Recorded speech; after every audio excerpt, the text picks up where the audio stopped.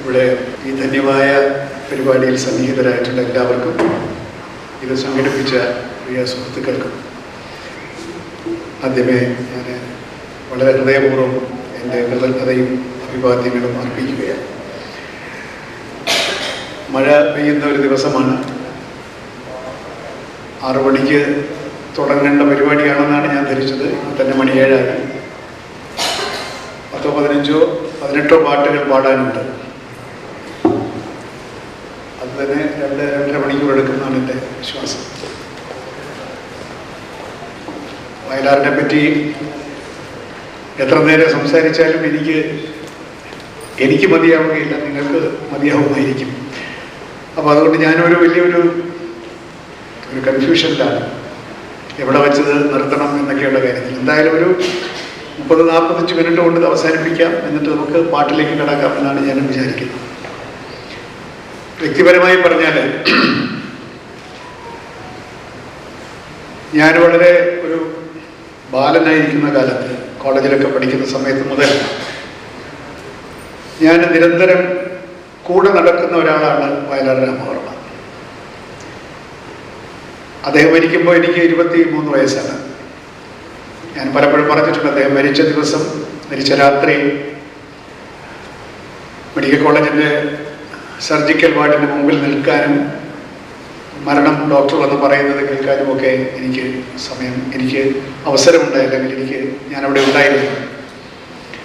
പിന്നീടാണ് ശരചന്ദ്രനും അമ്മയൊക്കെ വരുന്നത് കുറച്ച് കഴിഞ്ഞാണ്. അവർ നേരത്തെ വന്നിട്ട് പോയതാണ്. എനിക്കോടെ 2:30-ഓ 3 മണിക്കോ ആണ് വയലാറിൻ്റെ മരണം സ്ഥിരീകരിക്കുന്നത്. അന്നവിടെ അധികം പേരൊന്നും ഇല്ല. വെളിയിൽ മലയാറ്റൂർ രാമകൃഷ്ണൻ, എസ് കുമാറും അങ്ങനെ കുറച്ച് പേരൊക്കെ ഉണ്ട്. ഞാനവിടെ പോയത് ഞാനന്ന് മലയാളത്തിൽ അറിയപ്പെട്ട എഴുത്തുകാരനായതുകൊണ്ടോ VIP ആയതുകൊണ്ടോ ഒന്നുമല്ല. എൻ്റെ അച്ഛൻ്റെ സുഹൃത്താണ് വയലാർ രാമവർമ്മ എന്നുള്ളത് കൊണ്ട് മാത്രമല്ല, എൻ്റെ ജീവിതത്തിൽ ഒരു വലിയ സ്വാധീനം ചെലുത്തിയ ഒരു വ്യക്തി, കവി എന്നുള്ളതിലേക്ക് ഞാൻ ആരാധനയോടുകൂടി കണ്ടിരുന്ന ഒരു ഗാനരചയിതാവ്, എൻ്റെ ഒരു മെൻറ്റർ. അദ്ദേഹത്തിന് അറിഞ്ഞുകൂടെങ്കിലും ഞാൻ സ്വയം എൻ്റെ മനസ്സിൽ ഒരു മെൻറ്ററായി പ്രതിഷ്ഠിച്ച വയലാർ കേരളത്തിൻ്റെ രോമാഞ്ചമായി നിന്ന സമയത്ത് അദ്ദേഹത്തിൻ്റെ ഓരോ പാട്ടിറങ്ങുമ്പോഴും ഓരോ പടത്തിലും അദ്ദേഹത്തിൻ്റെ പാട്ടുകൾക്ക് വേണ്ടി പടം കാണാൻ പോയിരുന്ന ഒരു കാലം. അങ്ങനെ കീർത്തിയുടെ ഏറ്റവും ഉച്ചസ്ഥായിയിൽ നിൽക്കെ നട്ടുച്ചയ്ക്ക് സൂര്യൻ അസ്തമിക്കുന്നത് പോലെ വയലാർ രാമവർമ്മ 46-ാം വയസ്സിൽ മരിച്ചു പോവുകയാണ്. പിറ്റേന്ന് അന്ന് ഓർമ്മയുള്ളവർക്കറിയാം, കേരളം കണ്ട ഏറ്റവും വലിയ വിലാപ യാത്ര നടന്ന ഒരു ദിവസമാണ്. അന്നാണ് ഞാൻ ആദ്യമായിട്ട് ഒരു ഗാനരചയിതാവണമെന്ന് ഞാൻ തന്നെ തീരുമാനിക്കുന്നത്. കാരണം ഒരു പാട്ടെഴുതുന്ന ഒരാളിന്, ഒരു കവിക്ക് ഇത്രയേറെ ഹൃദയങ്ങളെ സ്പർശിക്കാൻ സാധിക്കുമെങ്കിൽ അതൊരു ചെറിയ കാര്യമല്ലല്ലോ, നമ്മുടെ ജീവിതം അർത്ഥപൂർണമാകുമല്ലോ എന്നെല്ലാം 23 വയസ്സുകാരനായ ഞാനങ്ങ് ആൾക്കൂട്ടത്തിൽ നിന്ന് മാറി നിന്ന് ചിന്തിച്ചത് ഞാനിപ്പോൾ ഓർത്തെടുക്കുകയാണ്. വയലാർ രാമവർമ്മയുമായിട്ട് വളരെ അടുത്ത ബന്ധമുണ്ടോ എന്ന് ചോദിച്ചാൽ എൻ്റെ അച്ഛനുണ്ട്. പക്ഷേ എനിക്ക് ഗാഠമായിട്ടുള്ള ബന്ധമൊന്നും വ്യക്തിപരമായിട്ടില്ല. 3-4 തവണയെ ഞാൻ കണ്ടിട്ടുണ്ട്. കാണുമ്പോഴൊക്കെ വളരെ വാത്സല്യത്തോടു കൂടി നമ്മളോട് പെരുമാറുന്നവരാണ്. എൻ്റെ അച്ഛനിലൂടെ ഞാൻ മനസ്സിലാക്കിയ വയലാർ രാമവർമ്മ എന്നത് ഒരുപാട് വ്യക്തിബന്ധങ്ങളുടെയും സൗഹൃദങ്ങളുടെയും ഒരു നിറകുടമായിട്ട് അങ്ങ് മദ്രാസിൽ ജീവിതം ഒരു ഉത്സവമാക്കി മാറ്റിയ ഒരാളാണ് എല്ലാ അർത്ഥത്തിലും.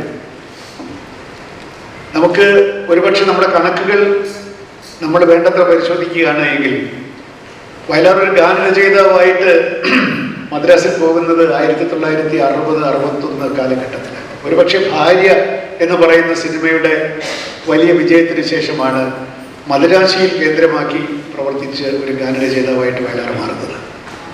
എന്ന് പറഞ്ഞാൽ അതിനു മുമ്പ് എഴുതിയിട്ടുണ്ട്, കുറച്ച് പടങ്ങളൊക്കെ എഴുതിയിട്ടുണ്ട്, നാടകങ്ങൾക്ക് എഴുതിയിട്ടുണ്ട്. പക്ഷേ ഭാര്യയുടെ വൻപിച്ച വിജയത്തോട് കൂടിയിട്ടാണ് വയലാർ ദേവരാജൻ ടീം എന്നുള്ളത് ഒരു മലയാളത്തിൽ ഒരു വലിയ ഒരു മോമെൻ്റായി മാറുന്നത്. അങ്ങനെയാണ് ദേവരാജൻ കച്ചേരി നടത്തിക്കൊണ്ടിരിക്കുന്നത്. ദേവരാജൻ അതോടുകൂടി കച്ചേരി നിർത്തി. പിന്നെ ദേവരാജൻ കച്ചേരിക്കൊന്നും പോവുകയില്ല.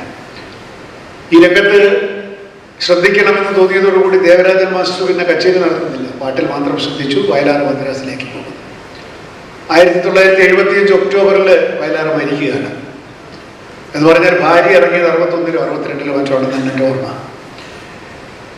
ഏതാണ്ട് 13 അല്ലെങ്കിൽ 15 വർഷത്തിനുള്ളിൽ 14 വർഷം കൊണ്ട് മലയാളത്തിന് കിട്ടിയ വിശിഷ്ടമായിട്ടുള്ള വസന്തകാലമാണ് വയലാർ ദേവരാജൻ അല്ലെങ്കിൽ വയലാർ ബാബുരാജൻ എന്നൊക്കെ പറഞ്ഞ് ഈ കവി നമുക്ക് തന്നിട്ട് പോയ ഈ ഗാനവസന്തം, അസ്തമിക്കാത്ത പാടാത്ത വസന്തമായി നമ്മുടെ കൂടെ ഇപ്പോഴുമുള്ള ഈ പാട്ടുകൾ കേവലം 14-15 വർഷം കൊണ്ട് അദ്ദേഹം നമുക്ക് എഴുതി തന്നതാണ് എന്നോർക്കുമ്പോൾ ആ ഒരു 15 വർഷത്തിന്റെ ഔട്ട്പുട്ടാണ്, ആ 15 വർഷത്തിന്റെ സർഗാത്മകമായിട്ടുള്ള സൗന്ദര്യാവിഷ്കാരമാണ് നമ്മൾ ഈ 50 വർഷത്തിന് ശേഷവും ആഘോഷിക്കുന്നത് എന്നോർക്കുമ്പോൾ ആ സർഗധന്യതയുടെ ആഴം കണ്ട് നമ്മൾ അന്താളിക്കുകയാണ്. എന്നെപ്പോലെ ഈ പാട്ട് എഴുതാനൊക്കെ ശ്രമിക്കുന്നവര്, പാട്ട് എഴുതുന്നവരൊക്കെ അറിയാതെ ദിവസവും കൈകൂപ്പും. കാരണം നമ്മളൊരു പാട്ട് എഴുതാനായിട്ടിരുന്നാല് ഇതായി വരട്ടെ, ഇത് നമുക്ക് ദോഷമിടുന്ന പോലെ അല്ലല്ലോ, ഇതായി വരണം, അത് ഒത്തുവരണം, സന്ദർഭത്തിനൊക്കണം, പിന്നെ വാക്കുകൾ നന്നായിരിക്കണം, നമ്മൾ ഉപയോഗിച്ച് തേഞ്ഞ വാക്ക് പാടില്ല, പുതിയ ബിംബങ്ങൾ വരണം, അതിനകത്തൊരു പുതുമയുണ്ടാവണം, ആളുകൾക്ക് കേൾക്കുമ്പോൾ ആഹ്ലാദം ഉണ്ടാകണം, അത് സന്ദർഭത്തിൽ ഇണങ്ങുന്നതായിരിക്കണം, തുടങ്ങി ഒരുപാട് മ്യൂസിക്കലായിരിക്കണം, പദങ്ങളുടെ ചേർച്ച, ബിംബങ്ങളുടെ ചേർച്ച തുടങ്ങി ഒരുപാട് കാര്യങ്ങൾ നമ്മളെ. പിന്നെ ആശയങ്ങൾ ഉണ്ടാവണമല്ലോ. നമ്മൾ ആദ്യം ഒരു പല്ലവി എഴുതി, ആ പല്ലവിയിൽ നിന്ന് അടുത്തതിലേക്ക് വരട്ടെ. ഇപ്പൊ പുതിയ പാട്ടുകൾക്ക് ഒന്നും പ്രശ്നമല്ല കേട്ടോ, എന്തെങ്കിലും എഴുതി പോകുന്നു നമുക്ക് തീർത്ത് കൊടുക്കാം. കാരണം പൂർവാപര ബന്ധം വേണമെന്ന് ഇപ്പൊ പാട്ടുകൾക്ക് നിർബന്ധമില്ല, എന്തെങ്കിലുമൊക്കെ എഴുതിയാൽ മതി. പക്ഷെ അങ്ങനെയല്ല. വയലാർ രാമവർമ്മയാണ് മലയാളത്തിന്റെ ഗാനങ്ങൾക്ക് ഒരു ചിട്ട ഉണ്ടാക്കിയത്. ഇങ്ങനെയാണ്, അതിനു മുമ്പില്ലെന്നല്ല. ഞാൻ ഈ പറഞ്ഞ പോലെ ഇങ്ങനെ ഒരുപാട് കാട് കയറി പോകുന്നുള്ളതുകൊണ്ട് ഞാൻ ഈ പ്രസംഗം എന്ത് പറയണം എന്നുള്ളത് ഞാൻ ഇത്തിരി ഒന്ന് പിന്നെ പ്രിപ്പയർ എന്നല്ല, ഈ ചില വരികൾ മറന്നു പോകാതിരിക്കാനും ഒരു ഘടനയ്ക്കും വേണ്ടി ഞാനിത് ഈ പാഡിൽ കുറച്ച് കുറിച്ചിട്ടുണ്ട്. അതിൽ നിൽക്കുന്നതായിരിക്കും നല്ലത് എന്നെനിക്ക് തോന്നുന്നു. അതുപോട്ടെ, അതിലേക്ക് വരുന്നതിന് മുൻപ് അപ്പൊ അങ്ങനെയുള്ള വയലാറിനോട് എൻ്റെ വ്യക്തിപരമായി ഞാൻ എന്നും കടപ്പെട്ടിരിക്കുകയാണ്. അതുകൂടെ പറഞ്ഞ് ഞാൻ ഇതിലേക്ക് വരാം. ഇങ്ങനെ എൻ്റെ അച്ഛൻ വളരെ പ്രസിദ്ധനായിട്ടുള്ള ഒരു സംവിധായകനായി. 100 മലയാളത്തിൽ തന്നെ 95-100 പടങ്ങൾ ചെയ്തു. പിന്നെ തമിഴിലും തെലുങ്കിലും എല്ലാം കൂടെ 10-30 പടം അല്ലാതെയും ചെയ്തു. അപ്പോൾ ഈ 60കളൊക്കെ എൻ്റെ അച്ഛൻ്റെ ഒരുപാട് പടങ്ങൾ, ഒരു വർഷം 8-10 പടങ്ങളൊക്കെ വരുന്ന വർഷങ്ങളാണ്. അച്ഛന് സ്വാഭാവികമായി 2-3 കാര്യങ്ങളാണ് ചെയ്യുക. ഒന്ന്, പടത്തിലെ ഹീറോ ആയിരുന്നു, അത് പ്രേം നസീർ. വേറൊരു ഹീറോ അച്ഛനില്ല. പ്രേം നസീറിനെ കൊണ്ട് സാധിക്കുമെന്ന് തോന്നുന്നില്ല എന്ന് പ്രൊഡ്യൂസർ പറഞ്ഞ, എന്നാൽ പിന്നെ നമുക്ക് സത്യനെ വിളിക്കാം എന്നേ പറയൂ. പാട്ട് വയലാറില്ല, പിന്നെ വേറെ ആളില്ലല്ലോ. ഈ സബ്ജക്റ്റ് വയലാറിന് ശരിയാവും, എന്നാൽ പിന്നെ ഭാസ്കരനായിക്കോ എന്നേ ഉള്ളൂ. വയലാറും പ്രേം നസീറുമാണ് അച്ഛൻ്റെ നാച്ചുറൽ ചോയ്സസ്. അത് അവർ തമ്മിലുള്ള ഗാഠമായിട്ടുള്ള ഒരു ബന്ധമാണ്. അപ്പോൾ ഈ വയലാറാണ് ഗാനരചന എന്ന് പറഞ്ഞ് എൻ്റെ അടുത്ത് വന്നിട്ട് അച്ഛൻ മദ്രാസിനൊക്കെ വരുമ്പോൾ ഞാനിങ്ങനെ ചോദിക്കും, പുതിയ പടത്തിന് ആരാണ് അച്ഛൻ പാട്ടെന്ന് ചോദിക്കും. വയലാർ തന്നെ, ബാബുരാജാണ് അല്ലെ ദേവരാജനാണ്. അപ്പോൾ അച്ഛനോട് ഞാൻ ചുമ്മാ സന്ദർഭങ്ങൾ ചോദിക്കും, എന്താണ് അച്ഛൻ്റെ പടത്തിലെ പുതിയ ഒരു സന്ദർഭം എന്ന് പറഞ്ഞിട്ട് എന്തൊക്കെ ഇങ്ങനെ പറയാൻ പറ്റും, അതിങ്ങനെയാണ് അങ്ങനെയാണ്. അപ്പോൾ അവൾ പാടുന്നൊരു പാട്ട്, മറ്റേ പാട്ട്, ഇതൊക്കെ അച്ഛൻ ഇങ്ങനെ വളരെ വേഗമായിട്ട് ചില കഥാസന്ദർഭങ്ങളൊക്കെ പറഞ്ഞിട്ടുണ്ട്. ഞാൻ എന്തിനാണ് ചോദിക്കുന്നതെന്ന് വെച്ചാൽ, ഞാനിരുന്ന് എഴുതും. അപ്പോൾ ഞാൻ വയലാറുമായിട്ടൊരു ബന്ധമാണ് ഞാൻ പറയുന്നത്. ഞാനിരുന്ന് എഴുതും. ഈ സന്ദർഭത്തിൽ ഞാനാണ്, എന്നെ അച്ഛൻ വിളിച്ചിട്ടുള്ള ഗാനരചയിതാവായിട്ട് ഒരു പടം എഴുതുന്നുള്ളൂ, എന്നാലും ഞാനാണ് ഗാനരചയിതാവെങ്കിൽ ഞാൻ എങ്ങനെ എഴുതും? അപ്പോൾ ഞാൻ അതിഭീകരമായിട്ടുള്ള പാട്ടുകളൊക്കെ എഴുതി വയ്ക്കും. എന്നിട്ട് പടം ഇറങ്ങുമ്പോഴാണ് അയ്യോ അത് ശരി, ഇങ്ങനെയാണ് ഇത് പരിചരിക്കേണ്ടതല്ലേ. അപ്പോൾ അങ്ങനെ ഓരോ പടത്തിനും ഞാൻ എഴുതി വെച്ച പാട്ടുകൾ എത്രയോ അധമമാണ് എന്ന് എനിക്ക് ബോധ്യപ്പെടുത്തി തന്നത് ഈ ഒരു അത്യുജ്വലമായിട്ടുള്ള ഭാവനയാണ്. ഇങ്ങനെയാണ് പാട്ട് എഴുതേണ്ടത്. ഇപ്പോൾ ഓരോ സന്ദർഭത്തിലും വയലാർ എന്നെ വിസ്മയിപ്പിക്കുകയാണ്. ഞാൻ പഠിക്കുകയാണ്, എങ്ങനെയാണ് ഈ ഒരു ഇമേജിൽ എത്തുന്നത് തുടങ്ങി ഒരുപാട് കാര്യങ്ങൾ വയലാർ അറിയാതെ ഞാൻ അദ്ദേഹത്തിൽ നിന്ന് പഠിച്ചുകൊണ്ടേ ഇരിക്കുകയായിരുന്നു എന്നുള്ളതാണ് വാസ്തവം. അങ്ങനെ പഠിച്ച കാര്യങ്ങളൊക്കെ ഞാൻ എൻ്റെ പാട്ടുകളിലൊക്കെ നടപ്പിലാക്കിയിട്ടുണ്ടെന്ന് ചോദിച്ചാൽ അത് മറ്റൊരു കാര്യം. രണ്ട് സ്കൂളാണ്. വയലാറാണ് എൻ്റെ ഗുരുവെങ്കിലും ഞാൻ വയലാറിനെ പോലെ എഴുതുന്ന ആളല്ല, സാധ്യവുമല്ല. പക്ഷെ പഠിച്ചു, എന്താണ് ഒരു പാട്ടിൽ വേണ്ടത് എന്നുള്ളത് പഠിച്ചത് വയലാർ എന്ന് പറയുന്ന മഹാവിദ്യാലയത്തിൽ തന്നെയാണ് എന്ന് ഞാൻ പറയും. എന്താണ് ഞാൻ ഈ പറയുന്ന വിസ്മയം? ഞാനിനി ഒരുപാട് പാട്ടുകളെ പറ്റി പറയുന്നുള്ളത് കൊണ്ട് ഞാൻ കൂടുതൽ ഇപ്പോൾ പറയുന്നില്ല. പക്ഷേ എങ്കിലും ചില പാട്ടുകൾ കേൾക്കുമ്പോൾ നമുക്കുണ്ടാകുന്ന ഒരു ആഹ്ലാദമുണ്ട്. അത് ഭാഷയെ സ്നേഹിക്കുന്ന, സംഗീതത്തെ സ്നേഹിക്കുന്ന ആളുകൾക്ക് ആ 4 വരി കേൾക്കുമ്പോൾ ഇതെങ്ങനെ ഈ അച്ഛൻ വാർത്തെടുത്തതുപോലെ എങ്ങനെ ഇത്ര സുഭഗസുന്ദരമായി ഈ വരികൾ ഉണ്ടായി എന്ന് നമ്മൾ ചിന്തിച്ചു പോകുന്ന രചന ചാതുരിയാണ് വയലാർ രാമവർമ്മയെ വ്യത്യസ്തനാക്കി ഘടകങ്ങൾ ഞാൻ ഇനി പറയുന്നത്.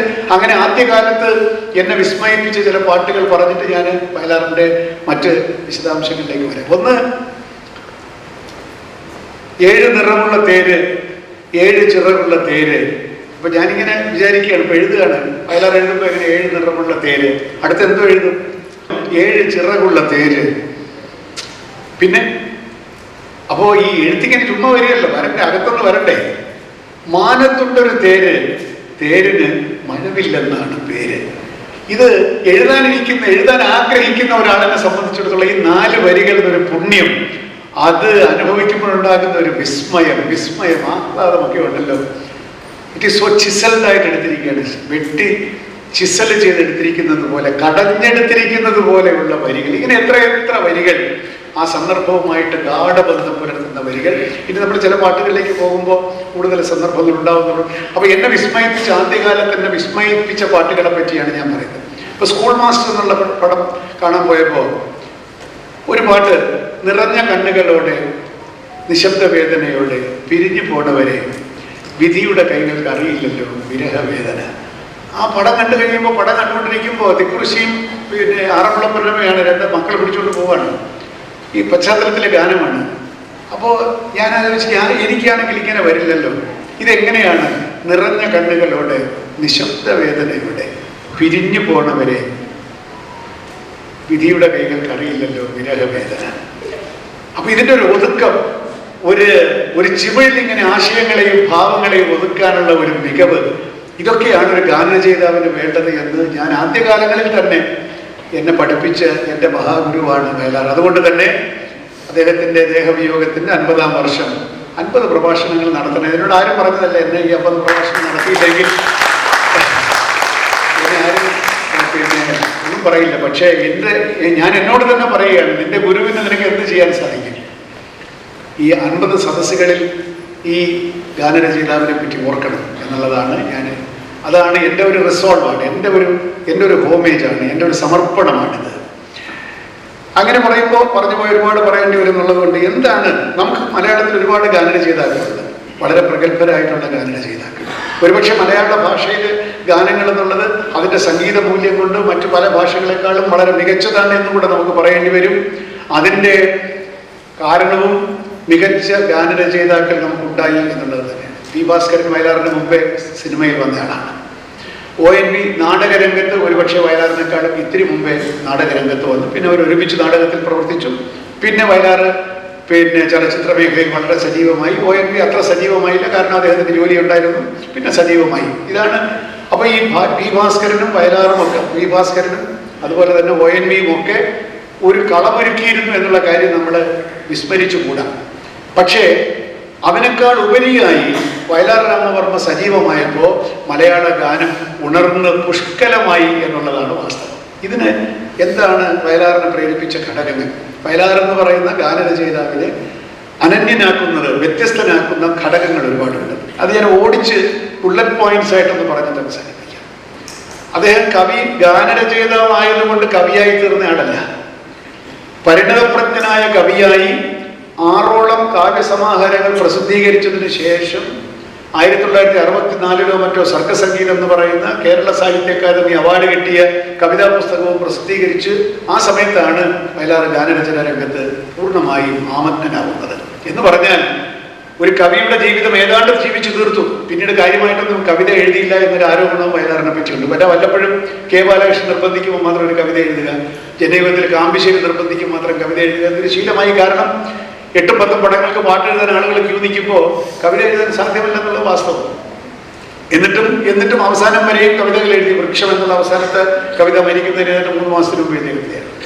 അപ്പൊ കവി ആയതിനു ശേഷം ഗാനരചയിതാവായ ആളാണ് വയലാർ. ആ നിരീക്ഷണത്തിൽ എന്താണ് പ്രസക്തി എന്തെന്ന് ചോദിച്ചാൽ, വെറുതെ സന്ദർഭത്തിനൊത്ത് 12 വരി കുറിച്ചു കൊടുക്കുന്ന പാട്ടെഴുത്തുകാരനല്ല വയലാർ രാമവർമ്മ. കവിയായതിനു ശേഷം തൻ്റെതായിട്ടുള്ള ആശയ ലോകത്തെ പരിപുഷ്ടിപ്പെടുത്തിയതിനു ശേഷം ആ സിദ്ധിയോടുകൂടി, ആ അനുഭവ സമ്പത്തോടുകൂടി ആ ആശയ ലോകത്ത് കാലുറപ്പിച്ചുകൊണ്ട് ഗാനരചനയിലേക്ക് വരികയാണ്. അപ്പൊ അദ്ദേഹത്തിന്റെ പിന്നിൽ ഒരു വലിയൊരു കാവ്യ സംസ്കൃതിയോട് കൂടിയിട്ടാണ് അദ്ദേഹം രംഗപ്രവേശം ചെയ്യുന്നത്. കവി എന്നുള്ള നിലയ്ക്ക് അദ്ദേഹം ആർജിച്ചിട്ടുള്ള അറിവുകൾ, മറ്റൊന്ന് കവി എന്നുള്ള നിലയ്ക്ക് അദ്ദേഹവും സമൂഹവുമായിട്ടുണ്ടായ ഒരു ബന്ധം.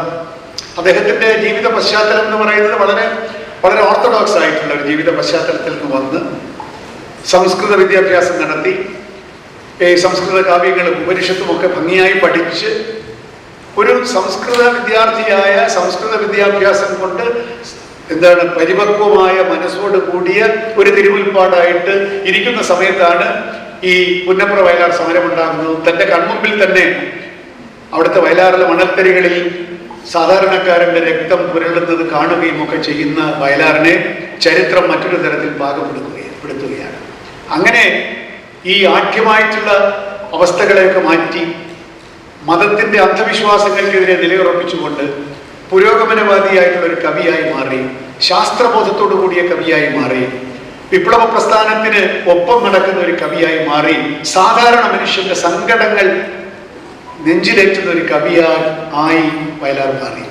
കയറുവിരിക്കും തൊഴിലാളിക്ക് ഒരു കഥയുണ്ട്, ചില സമരകഥ, അത് കേൾക്കുമ്പോൾ എന്നോട് നാടിന് അഭിമാനിക്കാൻ വകയില്ലേ എന്നൊക്കെ പറഞ്ഞ് സാധാരണ തൊഴിലാളിയുടെ ജീവിതം ആവിഷ്കരിക്കാനൊക്കെ ചങ്കുറപ്പ് കാണിച്ച് അങ്ങനെ ഒരു ചെമ്പൻ പുലരി ഉണ്ടാകുന്ന സ്വപ്നം കണ്ട് ആളുകളെ പ്രചോദിപ്പിച്ച ഒരു ഇടതുപക്ഷ പ്രസ്ഥാനത്തിന്റെ വലിയ കവിയായി മാറിയതിന് ശേഷമാണ് 1960 കൂടി അദ്ദേഹം കാനഡചേരിയിലേക്ക് വരും. അപ്പൊ അദ്ദേഹത്തിന്റെ പിന്നിൽ ഒരു വലിയ അനുഭവ സമ്പത്തുണ്ട്, ആശയ സമ്പത്തുണ്ട്, ശാസ്ത്രബോധം, പുരോഗമന പ്രസ്ഥാനവുമായിട്ടുള്ള ബന്ധം,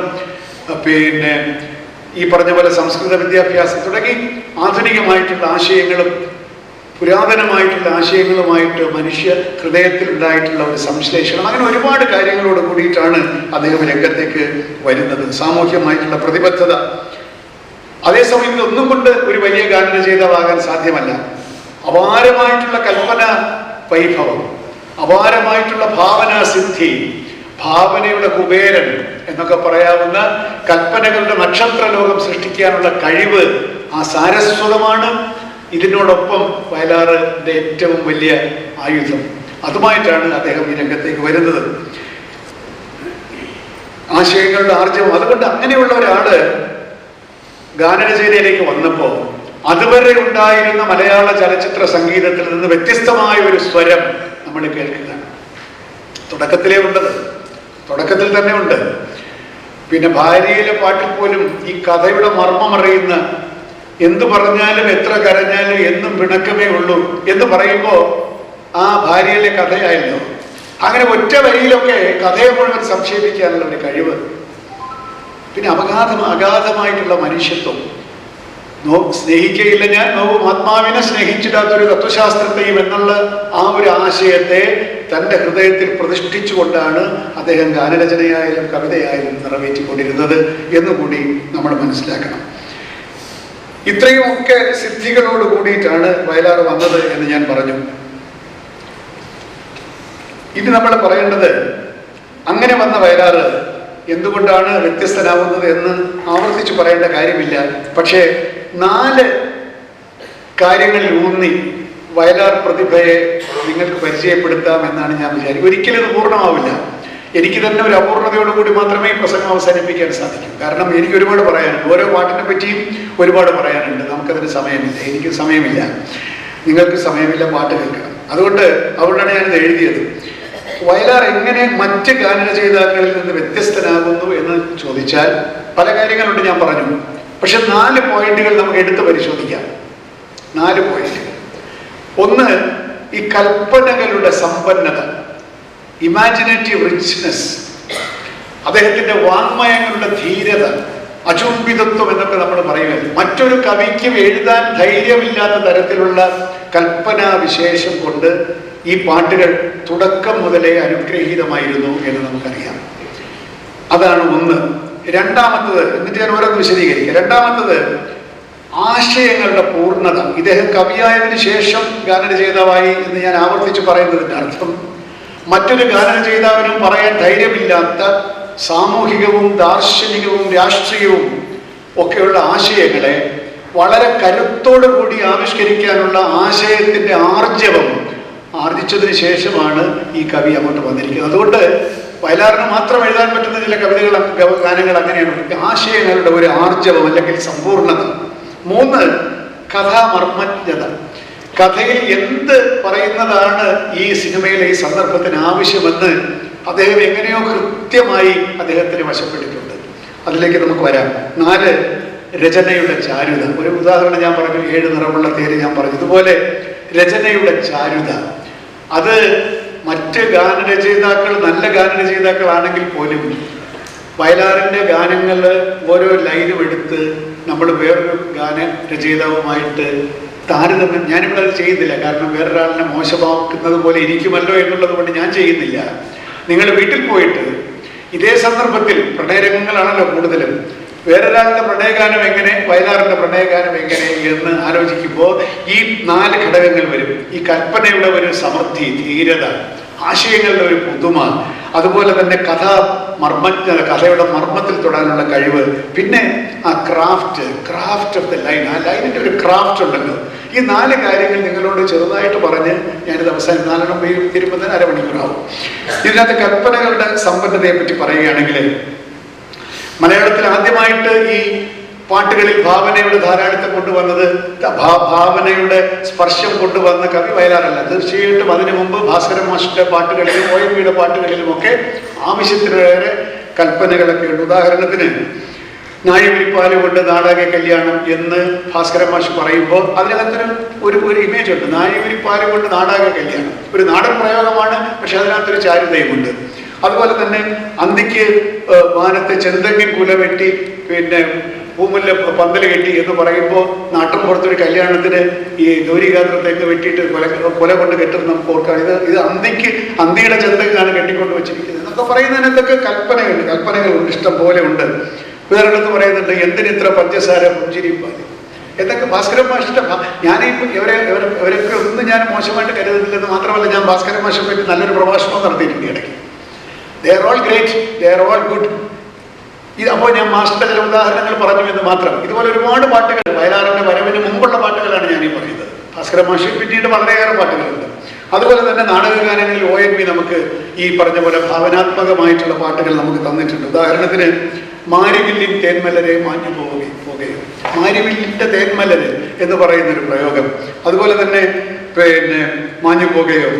വേറൊരു പാട്ടുണ്ട് എനിക്ക് വളരെ ഇഷ്ടം. ഒരുപാട് പാട്ടുകളുണ്ട് ONV നല്ല നാടകഗാനങ്ങൾ. പക്ഷെ എനിക്ക് ഇഷ്ടപ്പെട്ട ഒരു പാട്ട്, ഒരിടത്ത് ഒരു രാജകുമാരി, ഒരു മുത്തശ്ശി കഥയുടെ മഞ്ചലിൽ ഏറി വരൂ നീ എന്നൊരു പാട്ടുണ്ട്. അതിനകത്ത് തന്നെ, അത് വിശദീകരിക്കുന്നില്ല, അതിനകത്ത് ഞാൻ സാറിനെ കാണുമ്പോൾ സാറിന് ഇത്രയൊക്കെ പിന്നെ ഒരു ഹൃദയാലിത്വം ഉണ്ടല്ലോ എന്നൊക്കെ ഞാനിങ്ങനെ സാറിനോട് ചോദിച്ചിട്ടുണ്ട്. ഇങ്ങനെ വേണ്ടാത്ത കാര്യങ്ങളൊക്കെ ചിലപ്പോൾ ചോദിക്കും.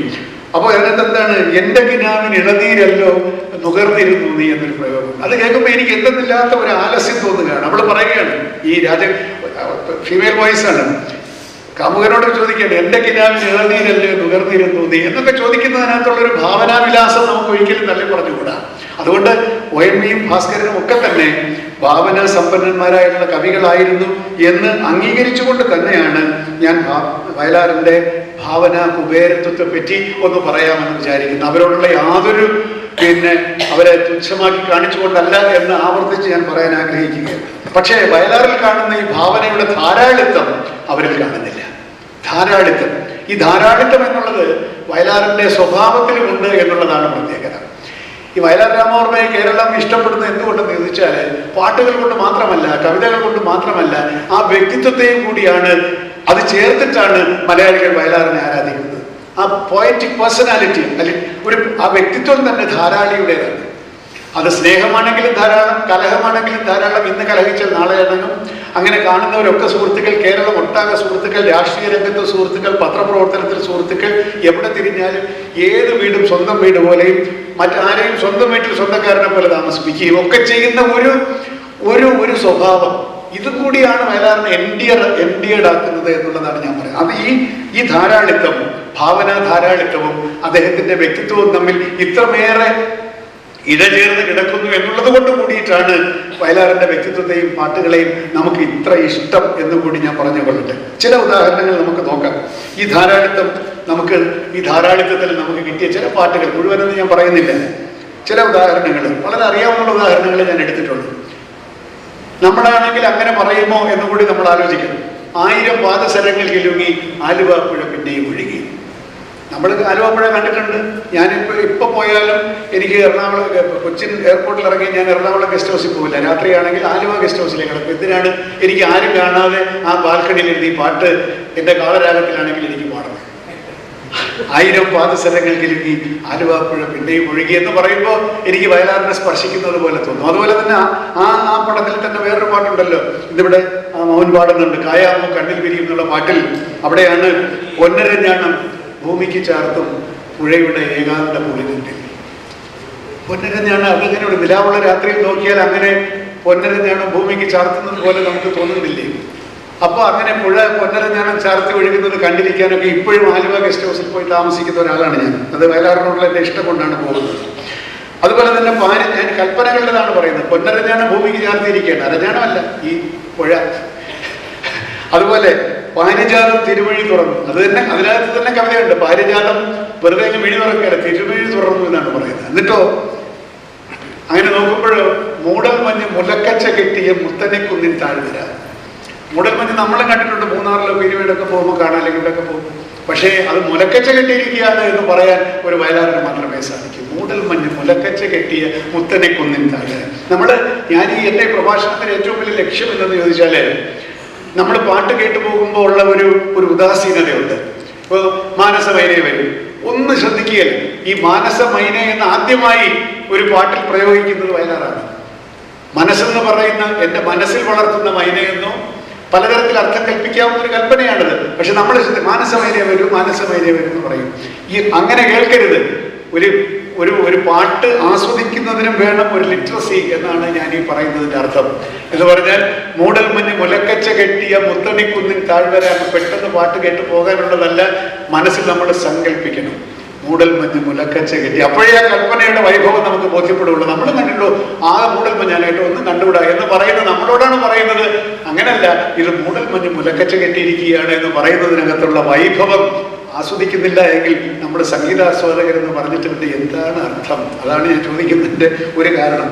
പിന്നെ സംഗമം സംഗമം ത്രിവേണി സംഗമം എന്ന് വളരെ പ്രസിദ്ധമായിട്ടുള്ള പാട്ട്, അതിൻ്റെ വിശദാംശങ്ങളിലേക്ക് ഞാൻ പോകുന്നില്ല. പക്ഷേ അവിടെ ഒരു പ്രയോഗമുണ്ട്. നാണത്തിൽ മുങ്ങിയ കായലിൻ കവിളിൽ നഖചിത്രം എഴുതുകയാണ്. കാമുകനല്ല, നിലാവ്. നാണത്തിൽ മുങ്ങിയ കായലിൻ കവിളിൽ നഖചിത്രം എഴുതുകയാണ് നിലാവ്. അപ്പോഴാണ് ഈ നഖചിത്രം എന്നൊരു പ്രയോഗമുണ്ടല്ലേ. അപ്പോൾ പ്രേമം വരുമ്പോൾ അങ്ങനെയൊക്കെ ആയിരിക്കും. ഇതൊക്കെ നമ്മൾ ഊഹിക്കുകയാണ് കേട്ടോ.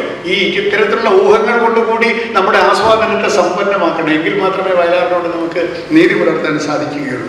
അതിങ്ങനെയുള്ള വെറുതെ കായലൊക്കെ ചുമ്മാ കിടക്കുകയല്ല, നാണത്തിൽ മുങ്ങിയ കായലിൻ കവിളിൽ നഖചിത്രം എഴുതുന്നില്ല.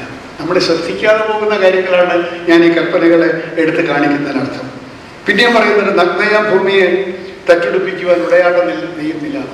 ഈ നിലാവിനെ പറ്റി കൂടെ ഞാൻ 2 വാക്ക് പറഞ്ഞു കൊള്ളട്ടെ. വയലാറിന് ഏറ്റവും കൂടുതൽ ആവേശം കൊള്ളിക്കുന്ന ഒരു പ്രകൃതി പ്രതിഭാസം നിലാവാണ്. ഇവിടെ തന്നെ നിലാവിന് എന്ത് ജോലിയാണ് കൊടുത്തിരിക്കുന്നത്? നാണത്തിൽ ഭൂമി കിടക്കുന്ന കായലിന്റെ കവിളിൽ നഖചിത്രം എഴുതണം. അടുത്ത സ്റ്റാൻസിൽ വരുമ്പോഴോ നഗ്നയ ഭൂമിയെ തച്ചുടുപ്പിക്കാൻ ഉടയാട നെയ്യണം. നിലാവിന് കൊടുക്കുന്ന ജോലികളാണ് കേട്ടോ. അപ്പൊ പക്ഷേ അവിടെ നഗ്നയ ഭൂമി എന്ന് ഉപയോഗിച്ചതിന് വേറെ അർത്ഥമുണ്ട്, സന്ദർഭത്തിന് വേറെ അർത്ഥമുണ്ട്. ഒരു ഇവോക്ക് ചെയ്യാൻ, നമ്മളിൽ സജസ്റ്റീവ്നെസ് ആയിട്ട് ഉണ്ടാക്കാൻ കൂടിയിട്ടാണ് ഇതൊക്കെ പറയുന്നത്. ഒരിക്കലും ഈറോട്ടിസിസം അല്ലെങ്കിൽ അതിലൈംഗികത വയലാറ് പ്രത്യക്ഷമായിട്ട് തന്റെ പാട്ടുകൾ കാണിക്കുന്നതേ ഇല്ല. നിലാവിനെ കൊണ്ടോ ഭൂമിയെ കൊണ്ടോ ഒക്കെയാണ് പലതും ചെയ്യിക്കുന്നത്. എന്ന് പറയുന്നത് പോലെ നഗ്നയ ഭൂമിയെ തച്ചുടുപ്പിക്കുവാൻ ഉടയാട നെയ്യും നിലാവിന് കൊടുത്തിരിക്കുന്ന ജോലിയാണ്. അപ്പൊ നിലാവിനെ പറ്റിയുള്ള ഇദ്ദേഹത്തിന്റെ ചില ഒബ്സഷൻസ് ഉണ്ട്. എന്ന് വെച്ചാൽ നിലാവാണ് അദ്ദേഹത്തിന് ഏറ്റവും കൂടുതൽ പ്രചോദിപ്പിക്കുന്ന ഒരു പ്രതിഭാസം എന്ന് തോന്നുന്ന ഒരുപാട് വരികൾ, ചിലത് മാത്രം ഞാനൊന്ന് പറഞ്ഞു പോകട്ടെ. അത് ഞാൻ മുഴുവൻ പറയുന്നില്ല, ചില പ്രയോഗങ്ങൾ മാത്രം. വ്രതം കൊണ്ട് മെലിഞ്ഞൊരു ഷഷ്ടി നിലാവിന് വെറുതെയാകുമോ ദാഹം. അപ്പൊ വ്രതം കൊണ്ട് ഈ നിലാവ് മെലിഞ്ഞിരിക്കുന്നതാണ് പറയുന്നത്. എങ്ങനെ വ്രതം അനുഷ്ഠിച്ചിട്ട് വ്രതം കൊണ്ട് മെലിഞ്ഞൊരു ഷഷ്ടി നിലാവ്. നിങ്ങൾക്ക് ആർക്കെങ്കിലും തോന്നിയിട്ടുണ്ട് ഈ നിലാവ് മെലിഞ്ഞിരിക്കുന്നുവെന്നും ആ മെലിഞ്ഞിരിക്കുന്ന വ്രതം എടുക്കുന്നതെന്നാണ്? അതങ്ങനെ തോന്നണമെങ്കിൽ ഒരു കവിയായിരിക്കണം. വ്രതം കൊണ്ട് മെലിഞ്ഞൊരു ഷഷ്ടി നിലാവ്. വേറൊരിടത്ത് പറയുന്നുണ്ട് നിലാവിന്റെ വേറൊരു ജോലിയാണ്. ഒരു പെണ്ണിനെ വിളിച്ചുകൊണ്ട് വന്നതാണ് വിഷയം. എങ്ങനെയുള്ളവള്? അവളെ ചിറകുള്ള പൂന്തേരിൽ കൊണ്ടുവന്നു. എങ്ങനെയുള്ളവളാണ്? ചിരി കൊണ്ട് നിലാവിന് നിറക്കൂട്ടും ഇവളെ ഞാൻ ചിറകുള്ള പൂന്തേരിൽ കൊണ്ടുവന്നു. പെട്ടെന്ന് കേൾക്കുമ്പോൾ നമുക്കൊന്നും മനസ്സിലാവില്ല. എന്തോ പാടും, നല്ല യേശുദാസ് നല്ല ഭംഗിയായിട്ട് പാടിയിട്ടുണ്ട്, അതിനപ്പുറത്തേക്ക് പോകുന്നില്ല. എങ്ങനെയുള്ളവളെ കൊണ്ടുവന്നതാണ്?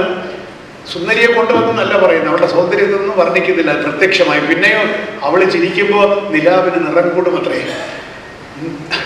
ചിരി കൊണ്ട് നിലാവിന് നിറം കൂട്ടും ഇവളെ ഞാൻ ചിറകുള്ള പൂന്തേരിൽ കൊണ്ടുവന്നു. ഇങ്ങനെ സൗന്ദര്യം വർണ്ണിക്കാൻ ആർക്ക് സാധിക്കും? നമ്മൾ ചിരിക്കുമ്പോൾ നിലാവിന് നിറം കൂടുമോ? പക്ഷെ പ്രേമമുണ്ടെങ്കിൽ അങ്ങനെ തോന്നുന്നു. നമ്മുടെ കാമുകി ചിരിക്കുമ്പോൾ നിലാവിനല്ല പ്രപഞ്ചത്തിന് തന്നെ പ്രകാശം വരുന്നതായിട്ട് തോന്നും. അങ്ങനെ തോന്നണം. ഇതൊക്കെ എഴുതാൻ പറ്റില്ല. നിറം കൊണ്ട് നിലാവിന് ചിരി കൂട്ടും നിറം കൂട്ടും ഇവിടെ ഞാൻ, ചിരി കൊണ്ട് നിലാവിന് നിറം കൂട്ടും ഇവിടെ ഞാൻ ചിറകുള്ള പൂന്തേരിൽ കൊണ്ടുപോകുന്നു. ഇനിയുണ്ട് കേട്ടോ, ഇത് പറഞ്ഞു പോയാലും വിളിക്കുന്നവരെ പറയാം. ഇനി നിലാവിനെ പറ്റി പറയുന്നത് ആകാശഗംഗയുടെ കരയിൽ അശോകവനിയിൽ ആരെ തേടി വരുന്നു പിന്നെ ചൈത്ര പൗർണമി. അപ്പോൾ പൗർണമിയെ കൊണ്ടൊക്കെ ഒരു വസന്ത പൗർണമി. ഇനിയുണ്ട് കേട്ടോ, ഒരു കിണ്ണം ചന്ദനവും കൊണ്ട് ഓടി നടക്കും വെണ്ണിലാവ്. ഞാൻ വായിച്ചു പോകുന്നേ ഉള്ളൂ. നമ്മൾ ഈ നിലാവിങ്ങനെ പടരുന്നതൊക്കെ നമ്മൾ കണ്ടിട്ടുണ്ട്. പക്ഷേ നിലാവ് ഒരു കിണ്ണം ചന്ദനവും കൊണ്ടാണ് ഓടി നടക്കുന്നത് നമുക്ക് തോന്നുമോ? ഒരു കിണ്ണം ചന്ദനവും കൊണ്ട് ഓടി നടക്കും വെണ്ണിലാവ്, പഴയ നാടകഗാനമാണ്.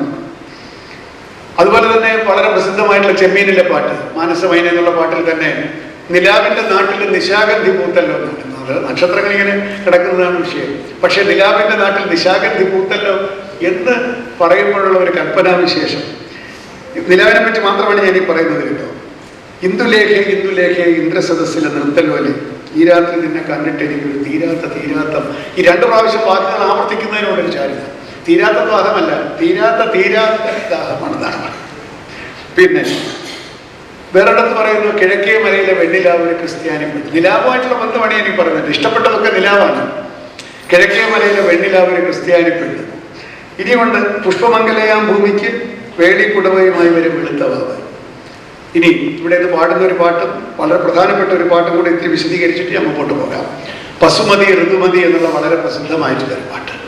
പലർക്കും ആ പാട്ട് മനസ്സിലായിട്ടില്ല. അവിടെ എന്തൊക്കെയോ പറയുന്നുണ്ട്, കൂടിയ കാര്യങ്ങളൊക്കെ പറയുന്നുണ്ട്, പ്രത്യേക അന്തരീക്ഷമാണ് പാട്ടിൻ്റെ എന്നൊക്കെ നമുക്ക് മനസ്സിലാവുന്നുള്ളതല്ലാതെ ആരോട് എപ്പോൾ എന്തിനു പറഞ്ഞു എന്ന് ആ പാട്ട് നമ്മളോട് അനലൈസ് ചെയ്യാത്തിടത്തോളം കാലം മനസ്സിലാവുകയില്ല. ആ പാട്ട് വാസ്തവത്തിൽ നിലാവിനെ പറ്റിയാണ്. വസുമതി ഋതുമതി ഇവിടെ വരൂ ഈ ഇന്ദുപുഷ്പഹാരം അണിഞ്ഞു എന്ന് പറഞ്ഞാൽ, വസുമതി എന്ന് പറഞ്ഞാൽ ഭൂമിയാണ്, ഋതുമതി ഭൂമിയാണ്. ഋതുക്കൾ ഉണ്ടാകുന്ന സ്ഥലം ഋതുമതി. വസുക്കളെ ധരിക്കുന്നത് വസുമതി, വസുന്ധര എന്ന് പറയുന്നത് പോലെ തന്നെ വസുമതി. ഈ ഇന്ദുപുഷ്പഹാരമണി എന്ന് പറഞ്ഞിട്ട് പിന്നീടുള്ള വരികളില് സ്വർണ്ണരുദ്രാക്ഷം ചാർത്തി ഒരു സ്വർഗാതിഥിയെ പോലെ എൻ്റെ പർണശാലക്കരികിൽ നിൽപ്പൂ ശൃംഗാരമോഹിനി എന്ന് പറയുന്നു. പിന്നെ പറയുന്നു, ശുഭ്രപട്ടാമ്പരം ചുറ്റി ഒരു സ്വപ്നാടകയെ പോലെ എൻ്റെ പർണശാലക്കരികിൽ വന്നു നിൽക്കുന്ന വേറൊരാൾ നൃത്ത മണ്ഡപത്തിൽ വന്നു. ഇതാരാണ് വന്നു നിൽക്കുന്നത്? നിൽപ്പൂ ഗന്ധർവ പൗർണമി. ഇതെല്ലാം പൗർണമിയാണ്. ഈ സ്വപ്നാടകയെ പോലെ നിൽക്കുന്നതും ശുഭ്രപട്ടാമ്പരം ചുറ്റി വന്ന് നിൽക്കുന്നതും സ്വർണ്ണരുദ്രാക്ഷം ചാർത്തി വന്ന് നിൽക്കുന്നതും ഒക്കെ ഈ ഗന്ധർവ പൗർണമിയാണ്. ഭൂമിയെ ആകർഷിക്കാനായിട്ട് വന്നു നിൽക്കുന്ന ഈ ഗന്ധർവ പൗർണമിയാണ് ഈ ഉദാത്തമായിട്ടുള്ള ഒരു പാട്ടിൽ ഏറ്റവും ഉചിതമായിട്ടുള്ള പദങ്ങളോട് കൂടി ശുഭ്രപട്ടാമ്പരം ചുറ്റി ഒരു സ്വപ്നാടകയെ പോലെ, എന്താണ്, സ്വർണ്ണരുദ്രാക്ഷം ചാർത്തി ഒരു സ്വർഗാതിഥിയെ പോലെ വന്നിരിക്കുകയാണ്. ആര്? ഗന്ധർവ പൗർണമി.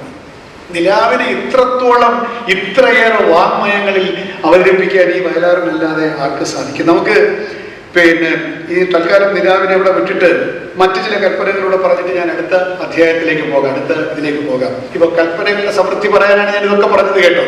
ഇനി ഇഷ്ടം പോലെ മുങ്ങിത്തപ്പിയാൽ ഇഷ്ടം പോലെ കിട്ടും. വെറുതെ വാരിയെടുത്താൽ മതി. പിന്നെ വെറുതെ ഒരു വാരിയെടുത്താൽ തന്നെ അതിനകത്ത് നവരത്നങ്ങൾ ഉണ്ടാവുമെന്ന് പറയുന്നത് പോലെയാണ്. അങ്ങനത്തെ മണ്ണാണ്. നിലാവിനെ ഇവിടെ വിട്ടിട്ട് നമുക്ക് പോകുമ്പോൾ ഇനിയുള്ള ഇമേജുകൾ നിലാവിന്റെ അല്ല, എന്താണ് സ്വപ്നമെന്ന് കള്ളനാണയം വിട്ടതാരോ എന്നൊരു പാട്ടില്ലേ. സ്വപ്നത്തെ കള്ളനാണയത്തോട് അയാൾ കൃഷ്ണരോഗി പാടുന്നതാണ് കേട്ടോ. അയാളുടെ സ്വപ്നം ഒരിക്കലും മാറുകയില്ല, കള്ളനാണയമാണ് ഈ കൃഷ്ണരോഗിയുടെ സ്വപ്നം ഒരിക്കലും വലിക്കാൻ പോകുന്നില്ല. മനുഷ്യന്റെ മനസ്സിൽ സ്വപ്നം എന്നൊരു കള്ളനാണയം ഇട്ടതാരോ, സ്വപ്നത്തെ കള്ളനാണയത്തോട് ഉപമിക്കുന്ന ആ ഒരു ഉപമാവൈഭവം. ഇനി അങ്ങനെ വേറൊരു പാട്ടില് എന്താണ്, സൂര്യകാന്തി സ്വപ്നം കാണുവതാര് എന്നുള്ള പാട്ടിൽ നീല ഗഗന വനവീഥിയിൽ നിൽപ്പൂ നിഷ്പ്രഭനായി നിന്നാഥൻ എന്ന് പറയുമ്പോൾ എവിടെയാണ് നിൽക്കുന്നത്? സൂര്യനാണ്. സൂര്യകാന്തിയും സൂര്യനുമായിട്ടുള്ള ബന്ധമാണ്. സൂര്യൻ നിൽക്കുകയാണ്, നിഷ്പ്രഭനായി നിൽക്കുകയാണ്. എവിടെയാണ് നിൽക്കുന്നത്? വനവീഥിയാണ്, വാനവീഥിയല്ല, വനവീഥി. കാട്ടുവഴി നിൽക്കുകയാണ്. എവിടത്തെ കാട്ടുവഴി? നീലഗഗന വനവീതി. നീലഗഗനമാകുന്ന കാട്ടുവഴിയിൽ നിൽക്കുകയാണ് നിഷ്പ്രഭനായ നിന്നാഥൻ. നമ്മളിതൊന്നും ശ്രദ്ധിക്കില്ല. നീലഗഗന വനവീതി അടിച്ചുവിട്ടു. പിള്ളേർ ചിലപ്പോൾ തെറ്റായിട്ടൊക്കെ പാടും, നീലഗാനവീതി എന്നൊക്കെ പാടും. നീലഗഗന വനവീതിയിൽ നിൽക്കൂ നിഷ്പ്രഭനായ നിന്നാഥൻ. ഇനിയുണ്ടല്ലോ വേറൊരു പിന്നെ പിന്നെ മോഹിനിയുടെ നൃത്തത്തിന് സ്വാമി അയ്യപ്പൻ എന്നുള്ള സിനിമയിലെ ലക്ഷ്മിയാണ് മോഹിനിയായിട്ട് നൃത്തം ചെയ്യുന്നത്. അവിടെ പാലാഴി കടന്നെടുത്തൊരു അഴകാണ് ഞാൻ എന്ന് പറയുന്നത് അതിമനോഹരമായിട്ടുള്ള പാട്ടുണ്ട്. അതിലെ ഒറ്റ കൽപ്പന പറയാനാണ് ഞാൻ. പട്ടു നിലാത്തുകിൽ ചുറ്റിയൊടുത്തൊരു പൂച്ചെണ്ട് എന്ന് പറയുന്നത്. ഒരു പൂച്ചെണ്ടിനെ പറ്റിയാണ് വർണ്ണിക്കാനാണ്. എങ്ങനെയാണ്? പട്ടു നിലാത്തുകിൽ, നിലാവിന്റെ തുകിലാണ്, നിലാവാണ് അവിടെയും. പട്ടു നിലാത്തുകിൽ ചുറ്റിയൊടുത്തൊരു പൂച്ചെണ്ട്. ഒരു പൂച്ചെണ്ടെന്ന് പറഞ്ഞാൽ നമ്മളൊക്കെ പോലുള്ള എഴുത്തുകാരൊക്കെ അവിടെ മതിയാവും. പോട്ട് നല്ല മനോഹരമായ പൂച്ചെണ്ടെന്ന് പറയും. പക്ഷെ ആ പൂച്ചെണ്ടിൽ പട്ടു നിലാത്തുകിൽ ചുറ്റി കൊടുക്കണമെങ്കിൽ അപാരമായിട്ടുള്ള കാവ്യ സിദ്ധി തന്നെ വേണമെന്ന് എഴുത്തുകാരന് മാത്രമേ ഇത്ര അറിയാൻ പറ്റുള്ളൂ കേട്ടോ. പിന്നെ ഇതിന്റെ ഒരു ഒരു ഒരു ആഴം അറിയണമെങ്കിൽ നമ്മൾ എഴുതാൻ ശ്രമിക്കണം, എങ്കിൽ മാത്രമേ ഉള്ളൂ. ഇനിയുണ്ട് പാൽക്കടലാകെ പൊന്മല വീശണ പഞ്ചമിത്തോടി, പാൽക്കടൽ തിരകളിൽ അലക്കിയെടുത്ത് നിന്നില്ല പുടവ. ഡ്രൈ ക്ലീനിങ് അല്ല കേട്ടോ, പാൽക്കടൽ തിരകളിൽ അലക്കിയെടുത്ത നിന്നില്ല പുടവ. പിന്നെ വേറൊരിടത്ത് ഈറണന്നര കുടഞ്ഞൊടുക്കും ചോലക്കരയിൽ എന്നൊരു പാട്ടുണ്ട്, അഴകുള്ള സിനിമ. ചോലക്കടൽ എന്താണ്? ഈറണൊന്നര കുടഞ്ഞൊടുക്ക്, ചോലയാണ്. ഈറൊന്നര കുടഞ്ഞെടുത്ത് അങ്ങനെ ഒഴുകി പോവുകയാണെന്നാണ് പറയുന്നത്. ഈ ഈറൊന്നര കുടഞ്ഞൊടുക്കും ചോലക്കടയ്ക്ക്, ഇതിൻ്റെയൊക്കെ ആ കുടഞ്ഞൊടുക്കുന്ന ഒരു പ്രയോഗമില്ലേ, അതൊക്കെ വളരെ എവിടെയോ കണ്ടതിനെ എടുത്ത് ഇതിനകത്ത് ആരോപിച്ചിരിക്കുകയാണ്. ഇനിയുണ്ട് വെറ്റയിൽ നിന്ന് പടിഞ്ഞാറിരിക്കുന്ന തങ്കക്കതിരവൻ. നിങ്ങൾ ആരെങ്കിലും ചിന്തിച്ചിട്ടുണ്ടോ? പിന്നെ സൂര്യനാണ്, അസ്തമയ സൂര്യനാണ്. വെറ്റയിൽ നിന്ന് പടിഞ്ഞാറിരിക്കുന്ന തങ്കക്കതിരവനെ അംഗവും കാണാൻ പോകുന്നുള്ള അങ്കത്തട്ടിലെ പെണ്ണിനെയും കാണും, അതാണ് വിഷയം. പക്ഷേ കതിരവനോടാണ് പറയുന്നത്, അത് ചുമ്മാ ഇരിക്കുന്ന കതിരവനല്ല, വെറ്റയിൽ നിന്ന് പടിഞ്ഞാറിരിക്കുന്ന തങ്കക്കതിരവൻ. ഈ ഭാവനയുടെയൊക്കെ ഒരു സൗന്ദര്യം. പിന്നെ വേറെടുത്ത് പറയുന്നത് നീലാകാശ താമരയിലെയും നക്ഷത്ര ലിപിയിൽ. പിന്നെ കമനീയാങ്കൻ ഈ കവിത കുറിച്ച് തന്നു എന്നാണ് പറയുന്നത്. എങ്ങനെ പവിഴ കൈനഖം മുനയാൻ പ്രകൃതിയെ കവിത കുറിച്ച് വെച്ചു. വേറെടുത്ത് സന്യാസി എന്നുള്ള പാട്ടിൽ വളരെ പ്രസിദ്ധമായിട്ടുള്ളൊരു ഇമേജ് ഉണ്ടല്ലോ, രാത്രി പകലിനോട് എന്ന പോലെ യാത്ര ചോദിക്കില്ല. എനിക്ക് ഒരിക്കലും കൂട്ടിമുട്ടാൻ സാധിക്കില്ലെന്നർത്ഥം. രാത്രി എങ്ങനെയാണോ പകലിനോട് യാത്ര പറഞ്ഞു പോകുന്നത്, അതുപോലെ ഞാൻ പോകുന്നു എന്ന് ഒരു ഗാനമാണെന്നല്ലോ, വെറും ഒരു സിനിമാ പാട്ടാണ്. അതിനെ ഒരു കവിതയുടെ നിലവാരത്തിലേക്ക് ഉയർത്തുന്നത് ഇത്തരത്തിലുള്ള അപൂർവമായിട്ടുള്ള കൽപ്പനകൾ കൊണ്ട്. ആ കൽപ്പനകളുടെ കുബേര ചക്രവർത്തിയാണ് വയലാർ എന്നാണ് ഞാൻ ഇതുവരെ പറഞ്ഞ ഈ ആദ്യ ഭാഗത്തിൽ നിങ്ങളോട് ഞാൻ പറയാൻ ശ്രമിച്ചത്. ഏത് പാട്ട് കേൾക്കുമ്പോഴും അതിനകത്തുള്ള ഈ കൽപ്പനാ വൈഭവത്തെ പറ്റിയുള്ള അവബോധത്തോടു കൂടി വേണം ഇനി വയലാറിന്റെ പാട്ടുകൾ കേൾക്കാൻ എന്ന് മാത്രമേ എനിക്ക് ഈ ഒരു ഭാഗത്തെ പറ്റി പറയാനുള്ളൂ. ഇനി ആശയങ്ങളുടെ പൂർണ്ണതയെ പറ്റി ഞാൻ പറഞ്ഞു. ഇദ്ദേഹം കവിയായതിനു ശേഷം ഗാനം ചെയ്തതായതുകൊണ്ട് തന്നെ ഏതൊരു സന്ദർഭത്തിനും ഇണങ്ങുന്ന ആശയങ്ങൾ, അത് പ്രണയത്തിനെ പറ്റിയുള്ള ആശയങ്ങൾ മാത്രമല്ല, നേരെ മറിച്ച് രാഷ്ട്രീയമായിട്ടുള്ള ദാർശനികമായിട്ടുള്ള ഒക്കെയുള്ള ആശയങ്ങൾ കൊണ്ട് സമ്പന്നമാണ്, വിമർശനാത്മകവുമാണ്. അപ്പൊ ചില ഉദാഹരണങ്ങൾ മാത്രം പറഞ്ഞാൽ അത് നിർത്താം ആ ഭാഗം. പിന്നെ മാത്രമല്ല മറ്റ് ഗാനരചയിതാക്കൾക്ക് ഒരു ഗാനത്തിൽ ഇതൊന്നും ഉൾച്ചേർക്കാനുള്ള കരുത്ത് ഇല്ല എന്ന് പോലും നമുക്ക് ബോധ്യപ്പെടും വയലാർ ഗാനങ്ങളിലൂടെ കടന്നു പോകും. ഉദാഹരണത്തിന് വളരെ സിമ്പിളായിട്ട് പറയുകയാണ്, ഈ യുഗം കലിയുഗം, ഇവിടെ എല്ലാം പോയി മുഖം. കലിയുഗത്തിന് ഇതിൽ കൂടുതൽ ഡെഫിനേഷൻ വേണോ? വേറെ ഒരു ഡെഫിനേഷൻ ഇല്ല. ഈ യുഗം കലിയുഗം, ഇവിടെ എല്ലാം പോയി മുഖം.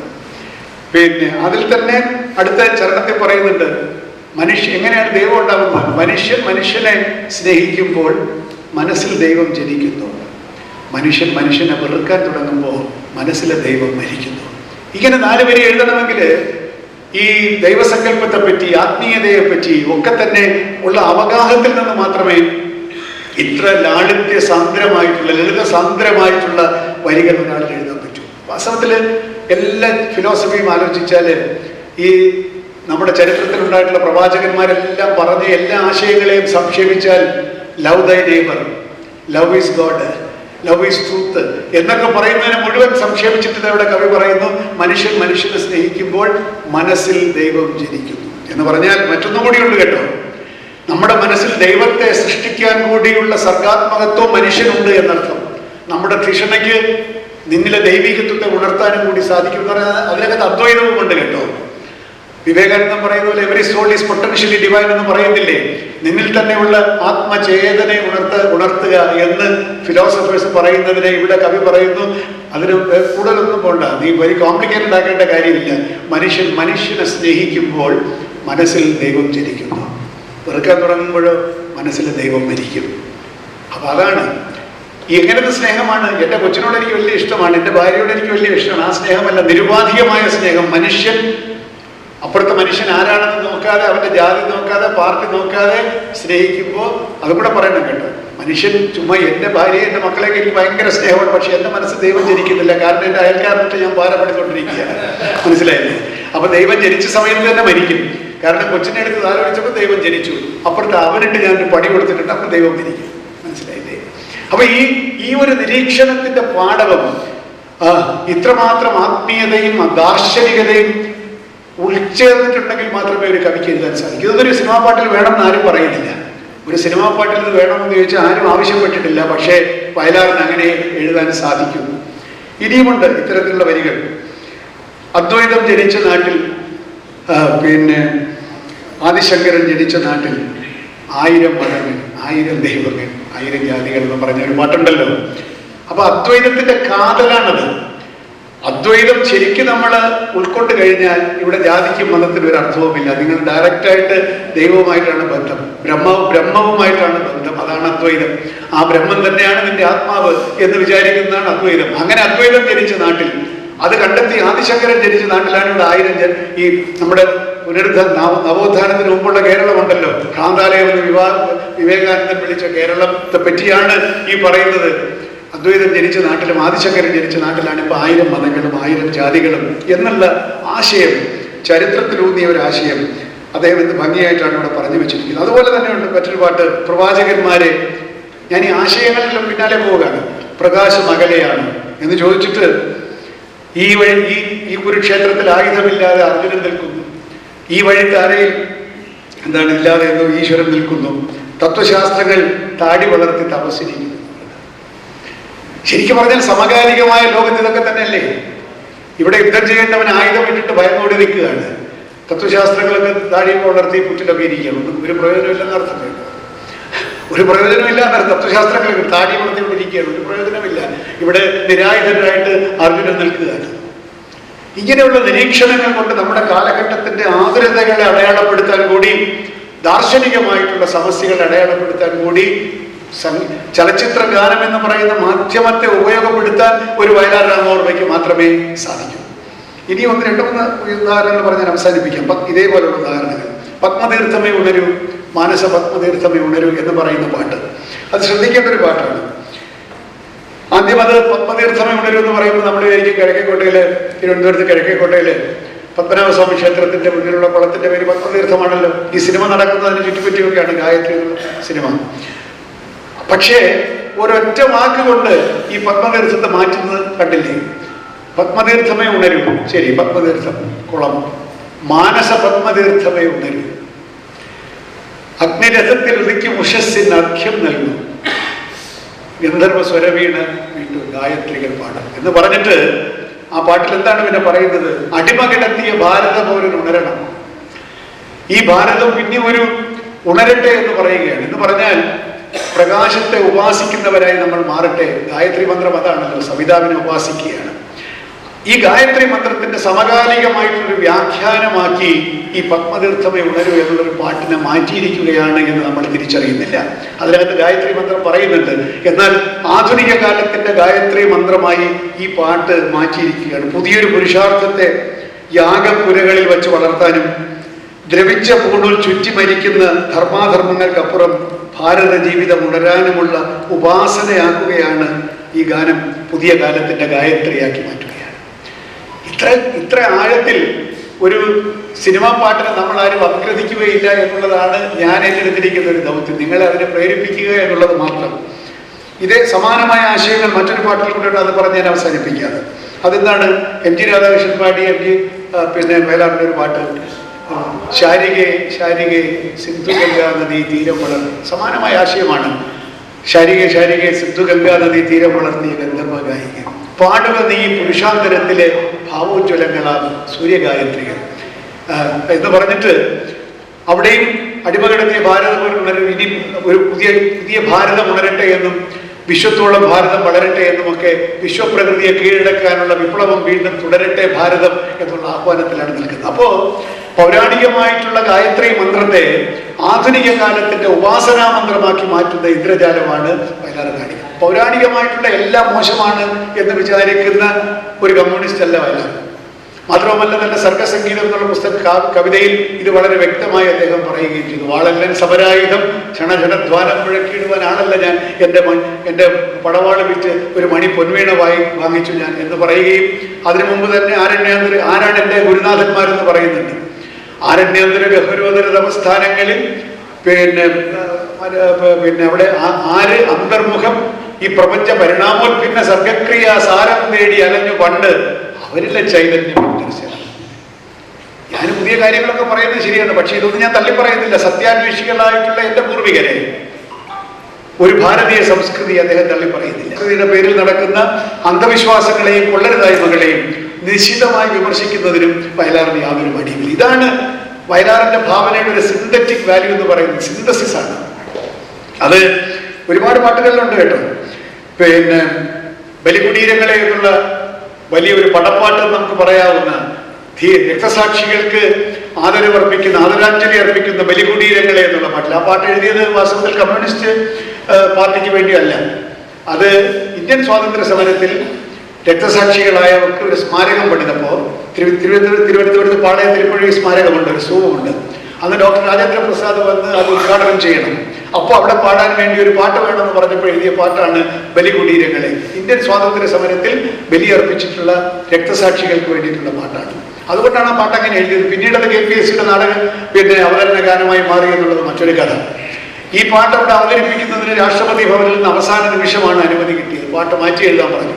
ഇത് ചെക്കൊടി എഴുതി മലയാളി വരുന്ന ഒരു ഭാഗമുണ്ടല്ലോ, അത് മാറ്റി എഴുതണമെന്ന് പറഞ്ഞിട്ട് നിങ്ങൾ പാട്ട് എടുക്കണ്ട എന്ന് പറഞ്ഞ് ദേവരാജനും വയലാറും പോയി. പിന്നെ തിരിച്ച് അനുമതി വന്നിട്ടാണ് ഈ പാട്ട് അനുവദിച്ചത് എന്നൊക്കെ ഞാനിങ്ങനെ കേട്ടു. അപ്പൊ എന്താണ് ആ പാട്ടിൽ? ബലികുടീരങ്ങളെ. നമ്മൾ വിചാരിക്കുന്നത് വെറും വിപ്ലവത്തിന്റെ പാട്ടാണ് എന്ന് വിചാരിക്കും. അല്ല, ഹിമഗിരി കൊടികൾ ഉയർത്തി കടലുകൾ പടകമുയർത്തി എന്താണ് യുഗങ്ങൾ നീന്തി നടക്കും ഗംഗയിൽ വിരിഞ്ഞു താമര മുകുളങ്ങൾ. അപ്പോ ഭാരതീയമായിട്ടുള്ള ഒരു സങ്കല്പത്തെ ഈ കടലും ഹിമവാനെയും കൂടി കൂട്ടി യോജിപ്പിച്ചുകൊണ്ടുള്ള ഒരു ഭാരതവർഷത്തെ മുഴുവൻ ഈ പാട്ടിൽ സംക്ഷേപിച്ചിട്ട് ഗംഗാ സമതലത്തിൽ ഉണ്ടായിട്ടുള്ള ഒരു ഗാഞ്ചറ്റിക് പ്ലെയിനിലുണ്ടായ ഇന്ത്യൻ സംസ്കൃതിയെ ഉണർത്തിക്കൊണ്ട് പിന്നീട് പറയുന്നുണ്ട്, തുടിപ്പു നിങ്ങളിൽ നൂറ്റാണ്ടുകളുടെ ചരിത്രം എഴുതിയ ഹൃദയങ്ങൾ. പിന്നെയാണ് വരുന്നത് ഈ ചെങ്കൊടി ഏന്തി വരുന്നു എന്ന് പറഞ്ഞ വരികൾ യഥാർത്ഥത്തിൽ മറന്നുപോയി. അപ്പൊ ഹിമാലയത്തിന്റെ മുകളിൽ പോലും ചെങ്കൊടിയും ഏന്തി വരുന്ന ഒരു പുതിയ ഭാരത പൗരനെയാണ് അതിനകത്ത് കാണിച്ചിരിക്കുന്നത്. അതിനകത്ത് ഭാരതീയമായ സംസ്കാരത്തെ അദ്ദേഹം നിരാകരിക്കുന്നില്ല. പക്ഷേ അവിടെ പുരോഗമനത്തിന്റെ ആശയത്തിന്റെ ഒരു ചരട് കൂടി, ഒരു ധാര കൂടി ചേർത്ത് വെച്ചുകൊണ്ട് ചെങ്കൊടിയെ അവിടെ സ്ഥാപിക്കുകയാണ്. അതാണെന്ന് കുറച്ച് എതിർപ്പൊക്കെ ഉണ്ടായത്. പക്ഷേ അതുകൊണ്ട് ഭാരതീയമായതെല്ലാം മോശമാണ് എന്ന വിചാരം വയലാറില്ല. പക്ഷെ അതിൻ്റെ പേരിലുള്ള അന്ധവിശ്വാസങ്ങളെ അതോട് വിട്ടുവീഴ്ചയില്ലത്. ഇനി 2-3 ആശയങ്ങൾ കൂടി പറഞ്ഞിട്ട് ഞാൻ അവസാനിപ്പിക്കാം. അതുപോലെ തന്നെ ചലനം മാനവ ജീവിത പരിണാമത്തിന് മയൂര സന്ദേശം. ഇതൊക്കെ ഒരു ഫിലോസോഫിക്കലായിട്ട് കാര്യങ്ങളെ സമീപിക്കുന്ന ഒരു പാട്ടാണ്. അതുപോലെ തന്നെ വാഴ്വേമായ എന്നൊരു പാട്ടുണ്ട്. വേദങ്ങൾ എഴുതിയ മുനിമാർ പാടി വാഴ്വേമായ, ഈ യുഗം സൃഷ്ടിച്ച മനുഷ്യൻ തിരുത്തി വാഴ്വേയ സത്യം. Existence is real.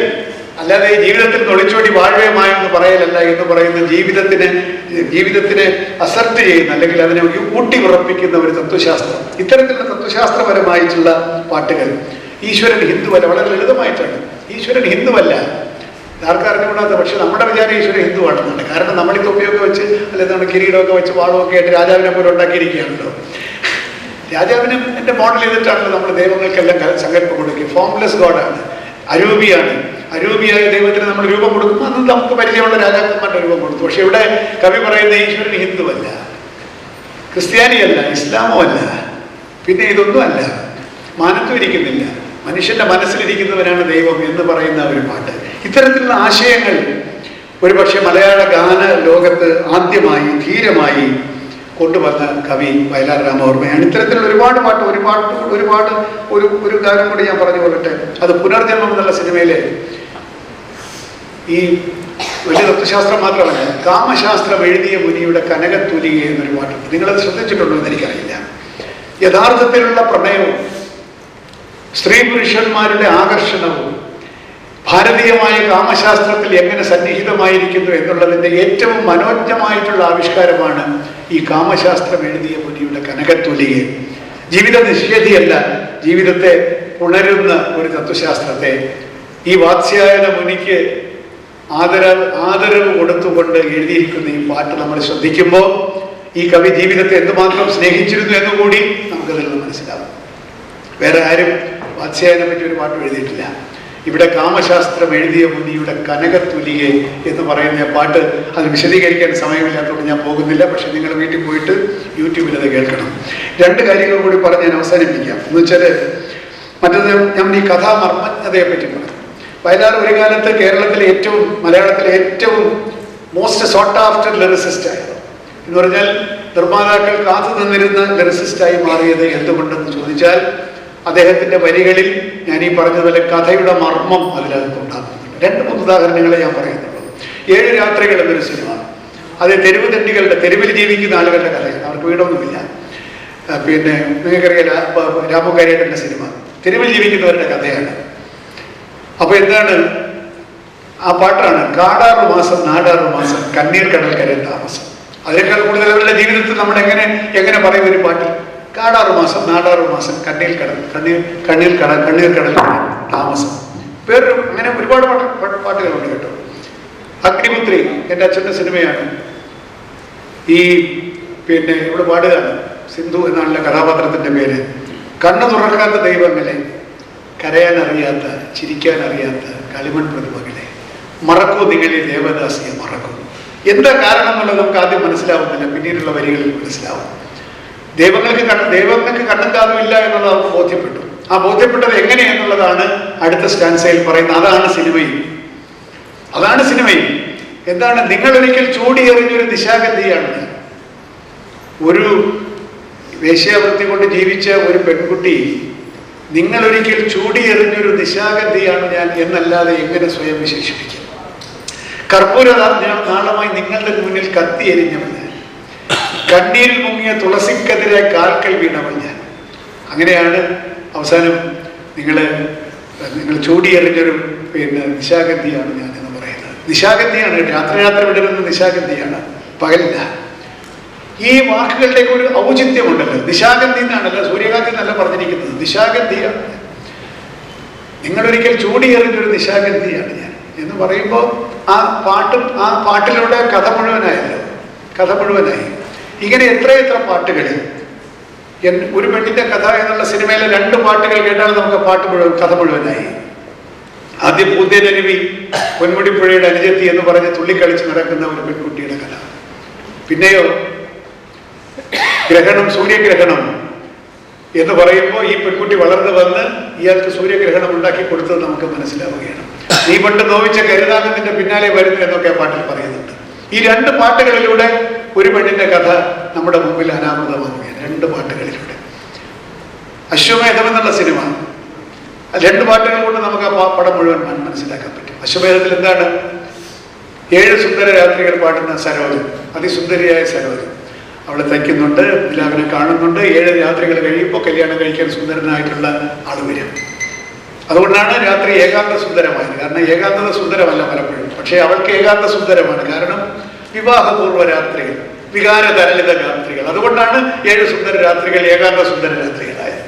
അങ്ങനെ പാടിയിരുന്നവൾക്ക് കുഷ്ഠരോഗം സ്ഥിരീകരിക്കപ്പെടുകയാണ്. കുഷ്ഠരോഗം സ്ഥിരീകരിക്കപ്പെട്ട് സാനിറ്റോറിയത്തിൽ ലെപ്രസി ഹോസ്പിറ്റലിലായി. ലെപ്രസി ഹോസ്പിറ്റലിലെ ജീവിതം നഷ്ടപ്പെട്ട് എന്താണ് മനസ്സിൽ സ്വപ്നമെന്നൊരു കള്ളനാണയം ഇട്ട് ജീവിക്കുന്ന ആളുകളുണ്ട് അവിടെ. അവർ പറഞ്ഞു പുതിയ ആളോട് പാടാൻ പറയുകയാണ്. അപ്പോൾ പാടുന്ന പാട്ടിൻ്റെ മീറ്റർ എന്താണ്? വളരെ നീണ്ട ഒരു മീറ്ററാണ്. 7 സുന്ദര രാത്രികൾ എന്ന് പറയുന്നത് ഇത്രയുള്ളൊരു മീറ്റർ അല്ല. കറുത്ത ചക്രവാള മതിലുകൾ ചൂഴും കാരാഗ്രഹമാണ് ഭൂമി എന്ന് പറയുമ്പോൾ ആ മൊണോട്ടണി, ആ ഒരു അസ്വാതന്ത്ര്യം മുഴുവൻ നമുക്കവിടെ വന്നുവല്ലോ. മാത്രമല്ല ഈ സാനിറ്റോറിയം മാത്രമല്ല കാരാഗ്രഹമാണ് ഭൂമി. കാരണം കുഷ്ഠരോഗി പുറത്തിറങ്ങിയാലും കല്ലെറിയും. അപ്പൊ കറുത്ത ചക്രവാളം തന്നെ മതിൽ കെട്ടിയിരിക്കുകയാണ്. ചക്രവാള മതിൽ കൊണ്ട് ചൂഴ്ന്നു കിടക്കുന്ന കാരാഗ്രഹമാണ് ഈ ഭൂമി തന്നെ. ഈ ഭൂമിയിൽ നിന്ന് രക്ഷപ്പെടണം, മരണമല്ലാതെ പറ്റൊന്നുമില്ല. പിന്നെ അതിനകത്ത് പറയും എന്താണ്, പൂജക്കെടുക്കാതെ പുഴുകുത്തി നിൽക്കുകയും പൂക്കളെ നിങ്ങൾ പറഞ്ഞു. നിങ്ങൾക്ക് അവിടെയെല്ലാം ചായങ്ങളൊക്കെ പുരട്ടിയപ്പോ ഇവിടെ ഈ കറുത്ത ചായ നോക്കി എന്തിന്? രണ്ട് ചോദ്യമാണ് ചോദിക്കുന്നത് കേട്ടോ. ഞങ്ങളെ മാത്രം കറുത്ത ചായ നോക്കി എന്തിനീ മണ്ണിൽ വരച്ചു? ആ കഥയുടെ മർമ്മം അതിനകത്ത് തുടിക്കുന്നില്ലേ? കഥയുടെ ഹൃദയത്തിന്റെ സ്പന്ദനം നിങ്ങൾ അറിയുന്നില്ലേ?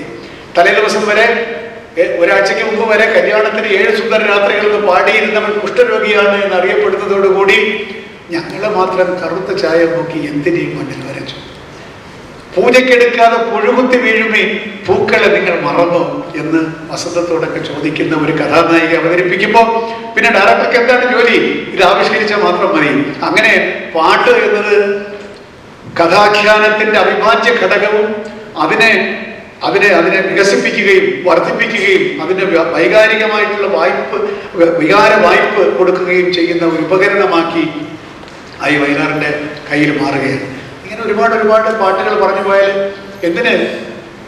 ചെമ്മീൻ എന്നുള്ള പടത്തിലെ പാട്ടുകൾ നമുക്കറിയാം. പക്ഷേ ആ ഒരു കടൽ തീരത്ത് നിലവിലിരുന്ന ഒരു മിത്തിന് 2 വരികളിൽ പിന്നെ അരയത്തി പെണ്ണ് തപസ്സിരുന്നു, അവനെ കടലമ്മ കൊണ്ടുവന്നു. അരയത്തി പെണ്ണ് പിഴച്ചു പോയി, അവനെ കടലമ്മ കൊണ്ടുപോയി. കടവൻ കടലിൽ പോയാലേ അവന് കാവല് നീയാണ്. അതാണല്ലോ ആ മിത്ത്. ആ മിത്തിലാണ് ചെമ്മീൻ എന്നുള്ള കഥ മുഴുവൻ പിന്നെ അത് ഫോക്കസ് ചെയ്യപ്പെട്ടിരിക്കുന്നത്, ആങ്കർ ചെയ്യപ്പെട്ടിരിക്കുന്നത്. അരയത്തി പെണ്ണ് പിഴച്ചു പോയി, അവനെ കടലമ്മ കൊണ്ടുപോയി. കണവൻ കടലിൽ പോയാലേ അവന് കാവല് നീയാണ്. ഇത് നമുക്കറിയാവുന്നതാണ്. പക്ഷേ എന്ത് ഭംഗിയായി അത് പറഞ്ഞിരിക്കുന്നു. ഇങ്ങനെ ഓരോ കഥ എടുത്താലും വയലാറിനെ പറ്റി പറഞ്ഞാൽ ഇതാണ് ഈ കഥ പറയും ഗാനങ്ങളെന്ന് തന്നെ ഞാനൊരു ലേഖനം തന്നെ എഴുതിയിട്ടുണ്ട്. കഥ പറയും ഗാനങ്ങൾ. ഒരുപാട് കഥകളുണ്ട്. എൻ്റെ മറ്റൊരു പടം പിന്നെ എന്താണ് അത് പറയുന്നത്, മറ്റൊരു പടം സത്യൻ അവസാനമായിട്ട് അഭിനയിച്ച പടം അനുഭവങ്ങൾ പാളിച്ചകൾ. അനുഭവങ്ങൾ പാളിച്ചകളിലെ ചെല്ലപ്പൻ ഒരു സഖാവാണ്, രക്തസാക്ഷിയുമാണ്. അപ്പോൾ അയാളെ തൂക്കിക്കൊല്ലാൻ വിധിച്ചിരിക്കുകയാണ്. അപ്പോൾ തൂക്കിക്കൊല നടക്കുന്നതിന് മുന്നോടിയായി അന്തരീക്ഷ സൃഷ്ടിക്ക് വേണ്ടി ഒരു പാട്ട് വേണം. എന്താണ് വയലാർ എഴുതിയത്? ഇവിടെ തൊട്ടാണ് തുടങ്ങുന്നത്. ഏതൊരു ഇമേജിലാണ് തുടങ്ങുന്നത്? ഇയാളൊരു രക്തസാക്ഷിയാണ്, ആവാൻ പോവുകയാണ്, വിപ്ലവകാരിയാണ്, കമ്മ്യൂണിസ്റ്റുകാരനാണ്. അപ്പോൾ ഇവിടെ കവി പറയുന്നു, ഇയാളെ തൂക്കിക്കൊല്ലുന്നതിന് രാത്രിയാണ്. അഗ്നിപർവ്വതം പുകഞ്ഞു, ഭൂചക്രവാളങ്ങൾ ചുവന്നു. ഞാൻ അതിന്റെ ഒരു ചിത്രം കൂടി നിങ്ങൾ കാണും, അതിന്റെ കളർ കൂടി കാണും. അഗ്നിപർവ്വതം പുകഞ്ഞു, ഭൂചക്രവാളങ്ങൾ ചുവന്നു, മൃത്യുവിന്റെ ഗുഹയിൽ പുതിയൊരു അഗ്നിപുഷ്പം വിരിഞ്ഞു. പുതിയൊരു അഗ്നിപുഷ്പം വിരിഞ്ഞു. പിന്നീടോ മരണത്തെ പണ്ട് ജോൺ ഡണ്ണിന്റെ കവിത ഉണ്ടല്ലോ, ഡെത്ത് ബി നോട്ട് പ്രൗഡ് എന്നുള്ളൊരു കവിത പോലെ, കഴുക കറുത്ത ചിറകുമായി താണു പറന്ന് ഈ കനലിനെ കൂട്ടിൽ നിന്ന് എടുത്തുകൊള്ളു. അതിനു മുമ്പ് പറയും ഗരുഡ പിന്നെ ചുവന്ന ചിറകുമായി താണു പറന്ന് പിന്നെ കനലിന്റെ കൂട്ടിൽ നിന്ന്, കനലിനല്ല എന്താണ് മുത്തിനെ എടുത്തുകൊള്ളു. നാളത്തെ നിശീഥത്തിൽ ഈ മുത്ത് രാഗി കാലം ഒരു നക്ഷത്ര ജ്വാലയാണ് എന്ന് പറഞ്ഞാൽ നീ വിചാരിക്കുന്ന ഇതിനെ അപഹരിച്ചുകൊണ്ട് പോയി എന്നാണ് നിന്റെ വിചാരം. ഒന്നും സംഭവിക്കില്ല. കാലം ഇതിനെ രാഗി നക്ഷത്ര ജ്വാലയാക്കും എന്ന് പറയുന്നതിനകത്തുള്ളൊരു വിപ്ലവ വരും. അടുത്തത് പറയുന്നു, കഴുക കറുത്ത ചിറകുമായി താണു പറന്ന് കനലിന്റെ കൂട്ടിൽ നിന്ന് എടുത്തുകൊള്ളും. നാളത്തെ പ്രഭാതത്തിൽ ഈ കനലൂതി കാലം ഒരു കത്തുന്ന പന്തമാക്കും. ഇതിൽ കൂടുതൽ എന്തൊരു ഹോമേജാണ് ആ രക്തസാക്ഷിക്ക് കൊടുക്കാനുള്ളത്? ഇവന്റെ ത്യാഗം, ഇവനെ കൊല്ലാൻ സാധ്യമല്ല. നീ ഒരു വ്യക്തിയെ കൊന്നേക്കാം, പക്ഷേ ഇവന്റെ ആത്മാവിനെ നശിപ്പിക്കാൻ നിനക്ക് സാധ്യമല്ല. ഈ കനലൂതി കാലം കത്തുന്ന പന്തമാക്കും എന്ന് പറയുന്ന ആ ഇമേജുകളുടെ ഔചിത്യം എത്ര പറഞ്ഞാലാണ് നമുക്ക് മറക്കാൻ സാധിക്കുക? ഇങ്ങനെ ഓരോ സന്ദർഭത്തെയും നമ്മുടെ ഹൃദയത്തിൽ ഇങ്ങനെ പതിപ്പിച്ചു വയ്ക്കാൻ, വാങ്മയങ്ങൾ കൊണ്ട് പതിപ്പിച്ചു വയ്ക്കാനുള്ള ഒരു കഴിവ് കൂടിയാണ് വയലാറിന് അനശ്വരനാക്കുന്നത്. 2 പാട്ടുകൾ മാത്രം ഒന്ന് അപഗ്രഥിച്ചിട്ട് ഞാൻ നിർത്തുകയാണ്. 4 കാര്യവും പറഞ്ഞു എന്നാണ് എൻ്റെ ഓർമ്മ. പിന്നെ രചനയുടെ ചാരുതയെ പറ്റി ഞാൻ പറയുന്നില്ല, പറയാൻ ഒരുപാടുണ്ട്. അപ്പോൾ 2 പാട്ടുകളൊന്ന് പറയണമെന്ന് എനിക്ക് തോന്നിയത്. ഒന്ന്, ഈ ഉജ്ജയിനിയിലെ ഗായിക എന്നൊരു പാട്ടുണ്ട്. ആർക്കും മനസ്സിലായിട്ടില്ല എന്താ സംഭവം എന്നുള്ളത്. എന്തൊക്കെയോ പറയുന്നു, ഉജ്ജയിനിയിലെ ഗായികയെ പറ്റി പറയുന്നു. പിന്നെ അവളുടെ മഞ്ചീര ജീവിതത്തിൽ സൃഷ്ടിച്ചതിലെ നാളങ്ങൾ ഒതുങ്ങുന്നതെന്ന് പറയുന്നു. ഈ പറഞ്ഞതുപോലെ നമ്മുടെ സ്കൂളിൽ പഠിക്കുമ്പോൾ അനോട്ടേഷൻ എഴുതുമല്ലോ, ആരോട് എപ്പോൾ പറഞ്ഞു എന്തിനു പറഞ്ഞു. ആർക്കും മനസ്സിലായിട്ടില്ലെന്നാണ് എനിക്ക് തോന്നുന്നത്. അധികം പേർക്ക് മനസ്സിലായിട്ടില്ല. എന്നാൽ ഇവിടെ പാശ്ചാത്യ സാഹിത്യത്തിലൊക്കെ വളരെ പ്രസിദ്ധമായിട്ടുള്ള ഒരു കോൺസെപ്റ്റാണ് characters in search of the author എന്നുള്ളത്. അത് പിരാൻഡല്ലോ എന്നൊക്കെ പറയുന്ന ഈ ഐറിഷ് നാടകകൃത്താണ് characters in search of the writer എന്നൊക്കെ പറഞ്ഞ ചില കൽപ്പനകളൊക്കെ ഉണ്ടെങ്കിൽ ഏതാണ്ട് അതിന്റെ ചുവട് പിടിച്ചിട്ടാണ് കാളിദാസനെയാണ് ഇവിടെ അവതരിപ്പിക്കുന്നത്. കാളിദാസൻ മരിച്ചു, പക്ഷെ കാളിദാസന് മരണമില്ല. കാളിദാസൻ ജീവനോടെ തിരിച്ചു വരും എന്ന് പറയുന്ന പോലെ, പക്ഷെ കാളിദാസൻ സൃഷ്ടിച്ച കഥാപാത്രങ്ങൾക്ക് മരണമില്ല. അതുകൊണ്ടാണ് ഉജ്ജയിനിയിലെ ഗായിക ഉർവശി എന്നൊരു മാളവിക ശില്പികൾ തീർത്ത കാളിദാസന്റെ കൽപ്രതിമയിൽ മാലയിട്ടു. ഇതിനകത്ത് എന്തെല്ലാം ആശയങ്ങളുണ്ട്? ഒന്ന്, കാളിദാസൻ മരിച്ചു, ഇല്ലെങ്കിൽ പിന്നെ പ്രതിമയാവില്ലല്ലോ, മാലയിടില്ലല്ലോ. അപ്പൊ കാളിദാസൻ മരിച്ചു, പക്ഷേ മാലയിടുന്നത് ആരാണ്? അദ്ദേഹം തന്നെ സൃഷ്ടിച്ച ഉർവശിയും വിക്രമോർവശീയത്തിലെ ഉർവശിയും മാളവിയാഗ്നിമിത്രത്തിലെ മാളവികയും കൂടിയാണ്. പിന്നെ ഉജ്ജയിനിയിലെ ഗായികയാണ് മാളവികയാണ്. ഈ എല്ലാവരും കൂടെ ചേർന്നാണ് ശില്പികൾ തീർത്ത കാളിദാസന്റെ കൽപ്രതിമയിൽ മാലയിടുക എന്ന് പറഞ്ഞാൽ കാളിദാസൻ തന്നെ സൃഷ്ടിച്ച കഥാപാത്രങ്ങൾ അദ്ദേഹം മരിച്ചു പോയിട്ടും തന്റെ സൃഷ്ടാവായിട്ടുള്ള കാളിദാസന് ഹോമേജ് കൊടുക്കുകയാണ്. ഇനി ഉള്ള രണ്ട് ചരണത്തിൽ കാളിദാസന്റെ കൃതികൾ തന്നെ ജീവനോടെ വരികയാണ്. വരികൾ എനിക്ക് നല്ല കൃത്യമായിട്ട് ഓർമ്മ വരുന്നില്ലെങ്കിലും ഋതുകന്യകയാൽ നൃത്തം വെച്ചു എന്ന് പറഞ്ഞാൽ ഋതുസംഹാരമാണ് കാളിദാസന്റെ ആദ്യത്തെ കൃതി. അപ്പോ ഋതുസംഹാരത്തിൽ നിന്ന് ഋതുകന്യകയാൽ നൃത്തം വെച്ച് വരികയാണ് എന്തിനെ? കാളിദാസന്റെ മുമ്പിൽ. മുനികന്യകയാൽ പൂജിച്ചു. മുനികന്യക എന്ന് പറഞ്ഞാൽ ആരെ? ശകുന്തള. ഹിമഗിരി പുത്രിയായി തപസ്സിരുന്നു, അവൾ സ്വയംവരം പന്തലിരിക്കുന്നു. ആര്? പാർവതി. അപ്പൊ ഇത്രയും പേര് വന്നിരിക്കുകയാണ്. എന്തിനാണ്? ഇദ്ദേഹത്തിന്റെ മുമ്പിൽ തന്നെ ഞങ്ങളെ സൃഷ്ടിച്ച ആ സൃഷ്ടാവിന് പിന്നെ ആദരം അർപ്പിക്കാനായിട്ട്. പിന്നീടാണ് വരുന്നത് അപ്പൊ അലയും ശിലയുടെ കണ്ണ് തുറന്നു. ഈ ശിലയുടെ കണ്ണ് തുറന്നു. കാളിദാസൻ ജീവനോട് ജീവൻ വരികയാണ് ഈ ആരാധന കൊണ്ട്. കണ്ണ് തുറന്നു. അപ്പോഴോ കാളിദാസൻ കണ്ണ് തുറക്കുമ്പോൾ എന്താണ്? കലയും കാലവും വിട്ടു. കാരണം അത്ര വലിയ കവിയാണല്ലോ. അപ്പൊ ഇവളുടെ ഈ നർത്തകിയെ പറ്റി ആദ്യമേ പറഞ്ഞല്ലോ. അപ്പൊ അവളുടെ മഞ്ജീര സിഞ്ചിതത്തിൽ സൃഷ്ടിസ്ഥിതിലയ താളങ്ങൾ ഒതുങ്ങി നിന്നു. കാളിദാസന്റെ സൃഷ്ടിയുടെ ആ സൃഷ്ടിസ്ഥിതിലയ താളങ്ങൾ ഈ നർത്തകിയുടെ ചിലമ്പൊലിയിൽ ഒതുങ്ങി നിന്നു എന്ന് പറഞ്ഞ് കാളിദാസൻ എന്ന് പറയുന്ന മഹാകവിക്ക് അദ്ദേഹം തന്നെ സൃഷ്ടിച്ച കഥാപാത്രങ്ങളാൽ ആദരമർപ്പിക്കാൻ ഒരു സങ്കല്പം ഈ വയലാർ രാമവർമ്മയുടെ ഹൃദയത്തിലൂടെ അല്ലാതെ കടന്നു പോവുകയില്ല. ഇതെത്ര പേർക്ക് ഇങ്ങനെയാണ് ഈ പാട്ട് ആസ്വദിക്കേണ്ടത് എന്നറിയാൻ. അതുകൊണ്ട് ഇത് പറഞ്ഞു എന്ന് ഒരു പാട്ടും കൂടി പറഞ്ഞ് അവസാനിപ്പിക്കാം. അത് നമുക്കെല്ലാം അറിയാവുന്നൊരു പാട്ടാണ്. സ്വർണ്ണചാമരം വീശിയെത്തുന്ന സ്വപ്നമായിരുന്നെങ്കിൽ ഞാൻ, സ്വർഗസീമകൾ ഉമ്മ വയ്ക്കുന്ന സ്വപ്നമായിരുന്നെങ്കിൽ ഞാൻ. പിന്നെ അതിനകത്ത് ഒരുപാട് പറയുന്നുണ്ട്. പിന്നെ ഒരുപാടുണ്ടല്ലോ. കൽപ്പനകൾ ചിറകരിയുന്ന പുഷ്പമംഗല്യ രാത്രിയിൽ ഞാൻ വന്ന് പൂവിടുമായിരുന്നു നിന്റെ പർണശാലയിൽ എന്നൊക്കെ പറയുന്നുണ്ട്. ഞാനത് ചെയ്തേനെന്നൊക്കെയാണ് പറയുന്നത്. താവകാങ്കുലി ലാളിതം ഒരു താളമായിരുന്നെങ്കിൽ ഞാൻ, അങ്ങനെ ഒരുപാട് പറയുന്നുണ്ട്. അപ്പൊ ഇത് നമ്മൾ കേൾക്കുമ്പോൾ യേശുദാസിന്റെ ശബ്ദത്തിൽ ഈ പാട്ട് കേൾക്കുമ്പോൾ, അല്ലെങ്കിൽ യേശുദാസിന്റെ ലീലയുടെ ഡ്യുവറ്റായിട്ട് കേൾക്കുമ്പോൾ ഈ പാട്ട് നമ്മളോട് സംവദിക്കുന്നില്ല. ഞാൻ ഈയിടയ്ക്കാണ് യക്ഷി സിനിമയിലെ ചില രംഗങ്ങൾ വീണ്ടും കണ്ടത്. അപ്പൊ ഈ പാട്ട് എന്തിനു വേണ്ടിയിട്ടാണ് സിനിമയിൽ? ആ സിനിമ നിങ്ങൾക്കറിയാം എന്ന് ഞാൻ വിചാരിക്കുകയാണ്. സത്യൻ അഭിനയിക്കുന്ന ശ്രീനി എന്ന് പറയുന്ന കഥാപാത്രം ഒരു കോളേജിലെ അധ്യാപകനാണ്, പ്രൊഫസറാണ്, കെമിസ്ട്രി പ്രൊഫസറാണ്. പെൺകുട്ടികൾക്ക് വലിയ ഇഷ്ടമുള്ള നല്ല പ്രൊഫസറും സുന്ദരനും, പക്ഷേ നല്ല അധ്യാപകനും. പെൺകുട്ടികൾക്കൊക്കെ വലിയ ആരാധനയാണ്. അപ്പോഴാണ് ഇയാൾക്ക് കെമിസ്ട്രി ലാബിൽ ആസിഡ് വീണ് ഇയാളുടെ മുഖം പൊള്ളിപ്പോകുന്നതും പിന്നെ ശാരദ എന്ന് പറയുന്ന കഥാപാത്രം വരുന്ന അവൾ യക്ഷിയാണെന്ന് അയാൾക്ക് തോന്നുന്നത്. ഇയാൾ ഇമ്പോർട്ടൻ്റ് ആവുന്നതൊക്കെയാണ് കഥ. നമ്മളങ്ങോട്ടൊന്നും പോകുന്നില്ല. പക്ഷെ ഇയാൾ സുന്ദരനായി എല്ലാ പെൺകുട്ടികളുടെയും ആരാധനാപാത്രമായി ഇരിക്കുന്ന സമയത്ത് ഒരു പെൺകുട്ടി ഇയാളെ വശീകരിക്കാനായി, അഥവാ അവളുടെ ഹൃദയം അയാളെ അറിയിക്കാനായിട്ട് ഒരു കവിത എഴുതിക്കൊണ്ടുവരികയാണ്. അപ്പോൾ സത്യൻ എന്ന് പറയുന്ന കഥാപാത്രം അധ്യാപകൻ പറയുന്നു പാടൂ എന്ന് പറയുമ്പോൾ അവള് ഈ അധ്യാപകന്റെ മുമ്പിൽ നിന്ന് പാടുകയാണ്. എന്താണ് പാടുന്നത്? സ്വർണ്ണചാമരം വീശിയെത്തുന്ന സ്വപ്നമായിരുന്നെങ്കിൽ ഞാൻ, നിന്റെ മനസ്സിൽ ഒരു സ്വപ്നമായിട്ട് ഞാൻ വന്നിരുന്നെങ്കിൽ, സ്വർഗസീമകൾ ഉമ്മ വയ്ക്കുന്ന സ്വപ്നമായിരുന്നെങ്കിൽ ഞാൻ എന്ന അധ്യാപകനോട് ഈ വിദ്യാർത്ഥിനി പറയുകയാണ്. അങ്ങനെയാണെങ്കിൽ നിന്റെ എന്താണ് ഹംസതൂലിക ശൈലിയിൽ വന്ന് ചാർത്തിക്കുമായിരുന്നു ഞാൻ എൻ്റെ പ്രേമ സൗരഭം എന്നല്ല അവളെല്ലാം പറയുന്നുണ്ട്. ഞാൻ എല്ലാം സമർപ്പിക്കാൻ റെഡിയായിട്ട് നിൽക്കുകയാണ് എന്ന് അവളുടെ ആരാധന അയാളോട് പിന്നെ കമ്മ്യൂണിക്കേറ്റ് ചെയ്യുകയാണ് ആ പാട്ട്. അങ്ങനെ വരുമ്പോൾ ആ പാട്ട് എന്തൊരു ഉചിതമാണ് എന്ന് നമുക്ക് തോന്നും.